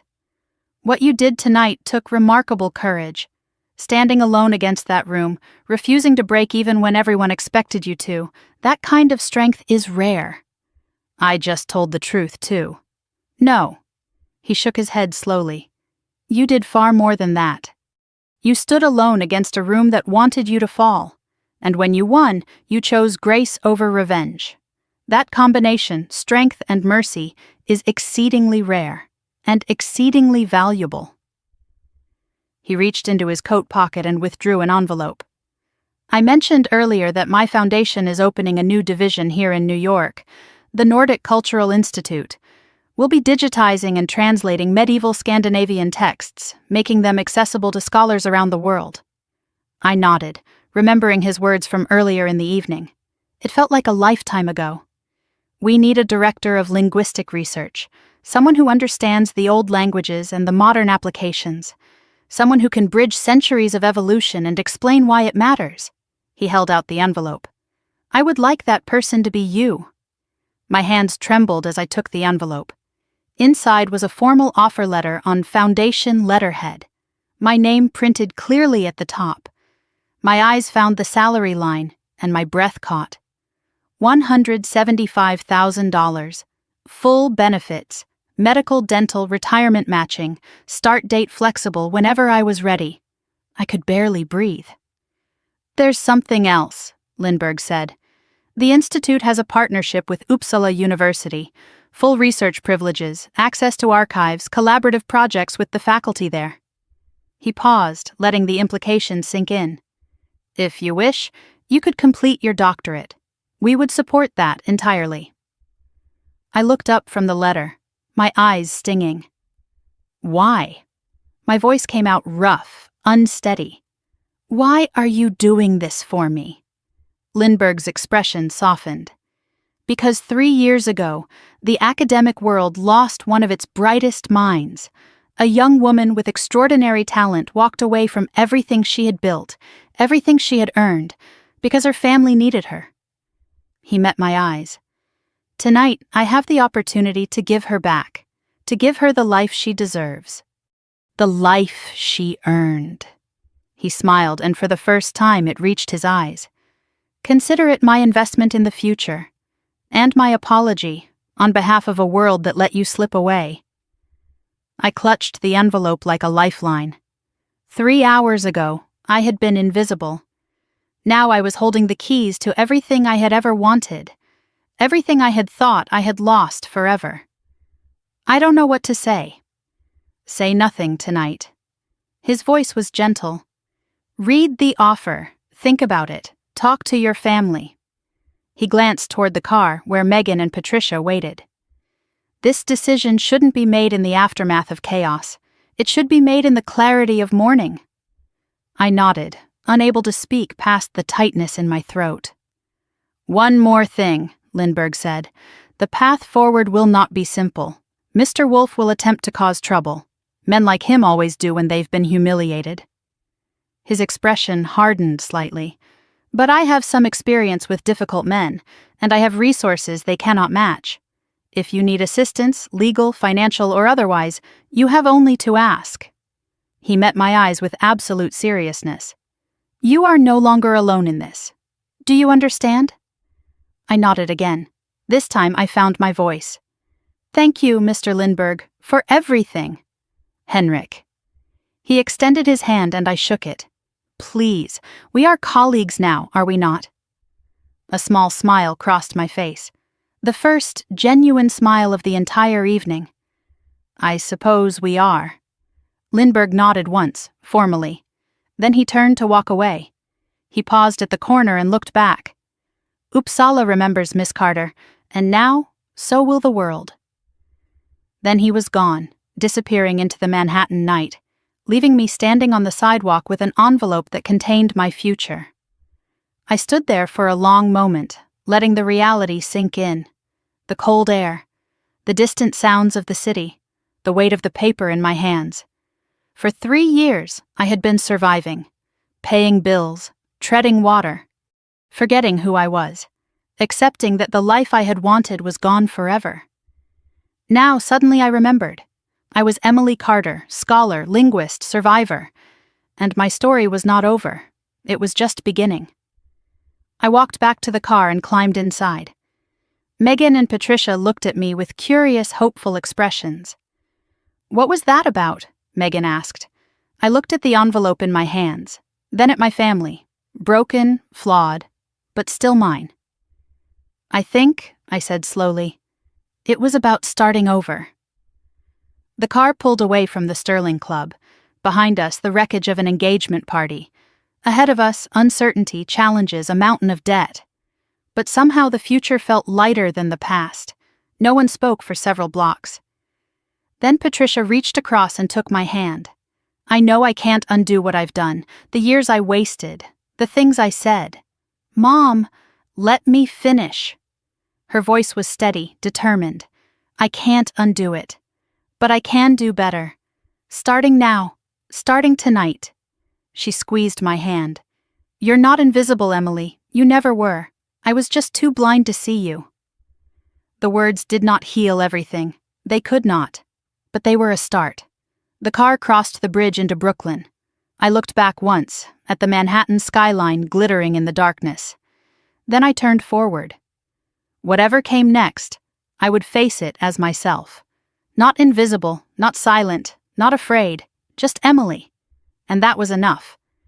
My phone buzzed, a text message from an unknown number. But this one was different from the warning I had received at the start of the evening. "The recording is secure. Call me Monday. We have work to do. VC Victoria Chen," the lawyer who had watched everything, the ally I had not known I had. I showed the message to Megan, who showed it to Patricia. "What does that mean?" my mother asked. "It means we're not alone," I said. "It means Alexander can threaten all he wants, but we have evidence, we have leverage. We have people willing to fight with us." Megan leaned her head against my shoulder. "The night is over," she said quietly. I looked out the window at the city lights streaming past. "No," I said. "The night is over. But the reckoning has just begun." 3 months later, the morning light streamed through floor-to-ceiling windows overlooking Central Park. I sat at a mahogany desk in an office I still could not quite believe was mine, surrounded by bookshelves lined with medieval texts and the quiet hum of important work being done. On my desk, a nameplate I looked at every morning just to remind myself it was real. Dr. Emily Carter, Director of Linguistic Research. I was not technically a doctor yet. Henrik had insisted on the title anyway. "You will earn it soon enough," he had said. "Consider it an incentive." The office was modest by the standards of the Nordic Cultural Institute, but to me it felt like a palace. Cream-colored walls. A view of bare winter trees just beginning to show the first hints of spring. A desk large enough to spread out 14th-century manuscripts without worrying about coffee stains. Everything I had dreamed of during those years in my tiny Brooklyn apartment, translating technical documents for grocery money. I was reviewing a newly digitized letter from a Swedish countess, circa 1793, when my assistant knocked on the door. "Dr. Carter, your sister is here for lunch." I smiled. Tuesday lunches with Megan had become a ritual over the past 3 months. A standing appointment neither of us would miss for anything. "Send her in."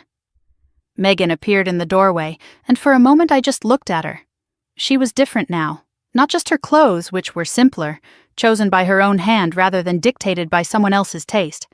It was her posture, the way she moved, the light in her eyes that had been extinguished for so long. She looked like my sister again, the real one, the one I had missed for 3 years. "Ready?" she asked, grinning. "Starving. Let's go." We walked to a cafe near the Institute, our usual spot. The conversation flowed easily now, no longer weighted by guilt and secrets and years of distance.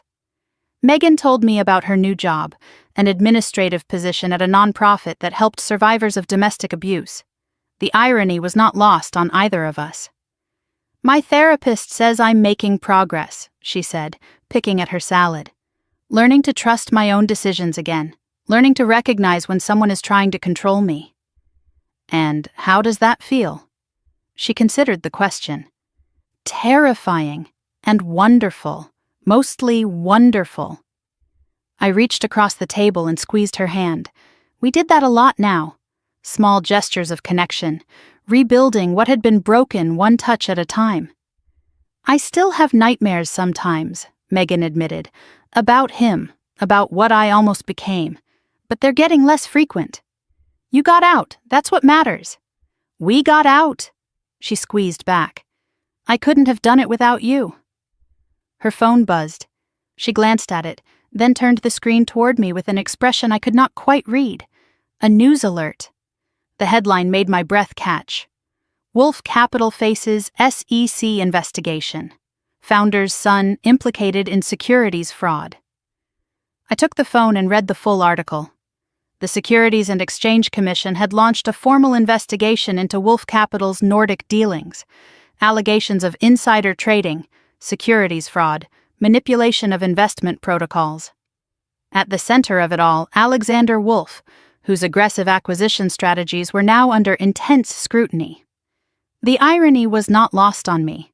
The very protocols I had helped create, the language standards that made his contracts enforceable, were now being used as evidence against him. The foundation he had stood on was crumbling beneath his feet. "Multiple former employees have come forward with allegations," I read aloud. "The Nordic Investment Trust has filed a formal complaint citing fraudulent misrepresentation. 3 other European funds have joined." I scrolled further. "Alexander Wolf's assets have been frozen pending investigation. Richard Wolf has stepped down as chairman. Clarissa Wolf has reportedly filed for separation." The empire was collapsing. Everything Alexander had built, everything he had used to control and manipulate and destroy, was turning to ash. "Do you feel bad for him?" Megan asked quietly. "Even a little?"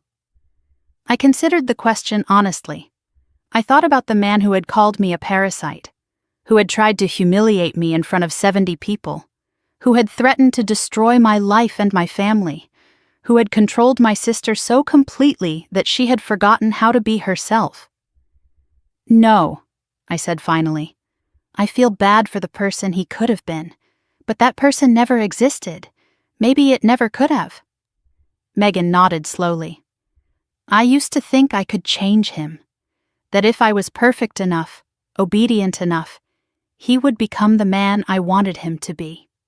She looked out the window at the busy Manhattan street. "Now I know that was never possible. You can't love someone into being a good person. They have to choose that for themselves. And Alexander never chose anything but power. I handed the phone back to her. Enough about him. He's taken up enough of our lives. Megan put the phone away. You're right. I don't want to give him any more space in my head. We returned to our salads, our conversation, our rebuilt lives. Alexander Wolf was becoming what he had feared most: irrelevant. My phone buzzed with a text from Patricia. Saw the news. Couldn't have happened to a nicer man. Dinner Sunday? I'm making your father's lasagna. I smiled. My mother was trying. That was all I could ask. Sunday dinner had become another ritual. Patricia's new apartment was smaller than the house she had lost, but it was hers. Paid for, honestly. No strings attached. I arrived early to help with the cooking. We worked side by side in the tiny kitchen, chopping and stirring and tasting, the kind of domestic scene I never thought I would have with my mother. Megan told me about her college acceptance, Patricia said, adding garlic to the sauce. I cried for an hour. Happy tears. The happiest. She paused, wooden spoon hovering over the pot. Both my girls finding their way. What more could a mother want? I did not answer immediately. The question contained too much history, too many years of feeling unseen and unvalued. But I was learning to let go of some of that weight. Carrying it was exhausting, and it did not change the past. I know I've said it before, Patricia continued, her voice careful, but I need to say it again. I'm sorry, for all of it, for making you invisible, for choosing fear over you. Mom, let me finish. She set down the spoon and turned to face me. I can't undo those years, but I can make sure the ones ahead are different. I can see you now, Emily, really see you, and I'm so proud of who you've become. Her eyes were wet. You deserved better. You always did. I set down my own knife and hugged her. It was awkward at first. We were not a family that hugged easily, but then she relaxed into it and so did I. I know, Mom, I said into her shoulder. I know. We held each other for a long moment. Then the timer went off and we pulled apart, laughing, wiping our eyes, returning to the practical work of making dinner. The debts were paid now, not easily but completely. Megan's escape fund, the sale of the house and the shop, my first months of salary, and a settlement negotiated by Victoria Chen. Alexander's legal troubles had made the Wolf Holding Company eager to avoid additional complications. They had settled for 60 cents on the dollar and a mutual non-disclosure agreement. The Carter family owed nothing to the Wolfs. Finally, truly free. After dinner, I stepped onto Patricia's small balcony. The city spread below, lights glittering, life humming, possibility everywhere. I held a glass of champagne, barely touched, and let my mind wander back to that night. The Sterling Club, the Swedish words, the silence before I spoke. I remembered Alexander's face when I answered him. The moment everything changed. The satisfaction of watching his assumptions crumble. But it was not the Swedish that had saved me, I realized now.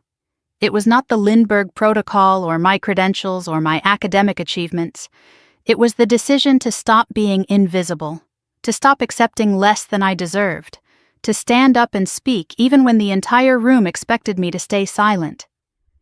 I had spent most of my life believing that if I was just quiet enough, helpful enough, invisible enough, people would eventually see my worth. I had believed that sacrifice and silence would earn me love and respect. I had been wrong. Silence had not earned me anything except more silence, more invisibility, more of the life I did not want.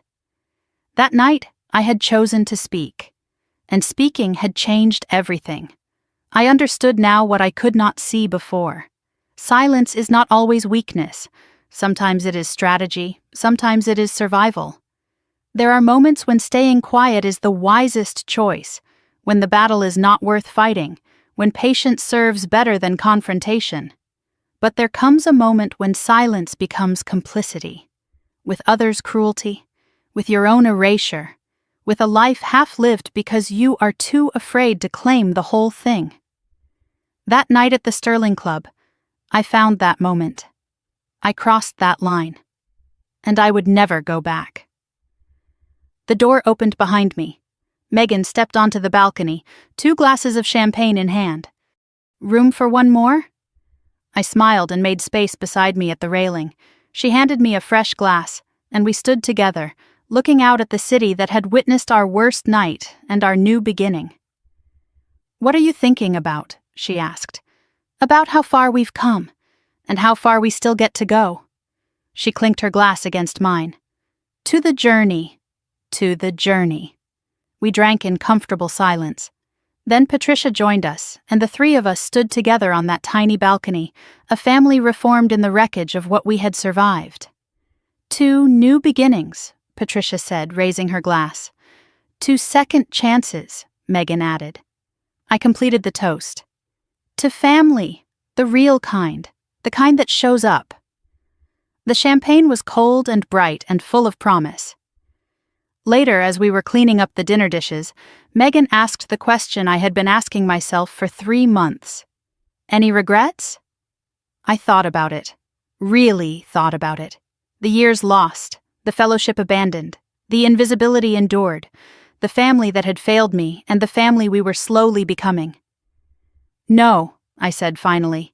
"Everything that happened, even the painful parts, led me here. To this kitchen, to you, to who I am now."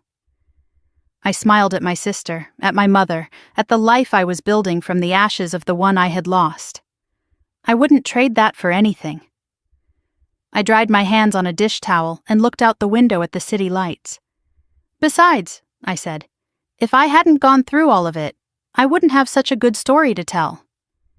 And that is how a so-called invisible sister silenced a room full of billionaires without raising her voice. It is a reminder that true class is not about what you wear or what language you speak or how much money you have in the bank. True class is about how you treat people, especially when you think no one important is watching. Alexander Wolf learned the hard way that you should never underestimate the quiet one. She might just be waiting for the right moment to speak. And when she does, you had better be ready to listen. I did not win that night because I spoke Swedish. I won because I refused to be erased. Because I stood my ground when everyone expected me to crumble. Because I chose dignity over surrender and grace over revenge. Those are choices anyone can make. You do not need a PhD or a wealthy benefactor or a dramatic confrontation in a Manhattan ballroom. You just need to decide that you are worth fighting for, that your voice matters, that your silence is a choice, not a sentence. If this story resonated with you, if you have ever been overlooked or underestimated or made to feel invisible, I would love to hear your experience. Drop a comment below and tell me, what would you have done in my shoes? How have you found your voice when everyone expected you to stay silent? And if you enjoyed this journey, please hit the like button. It really helps more people find stories like this one. Subscribe and ring the bell so you never miss a tale of justice served and dignity reclaimed. Because everyone deserves to be seen. Everyone deserves to be heard. And sometimes, the best revenge is simply becoming the person they said you could never be. Until next time, stay strong, stay patient. And never forget, knowledge is power. But knowing when to use it? That is wisdom. This story is fictionalized for dramatic effect.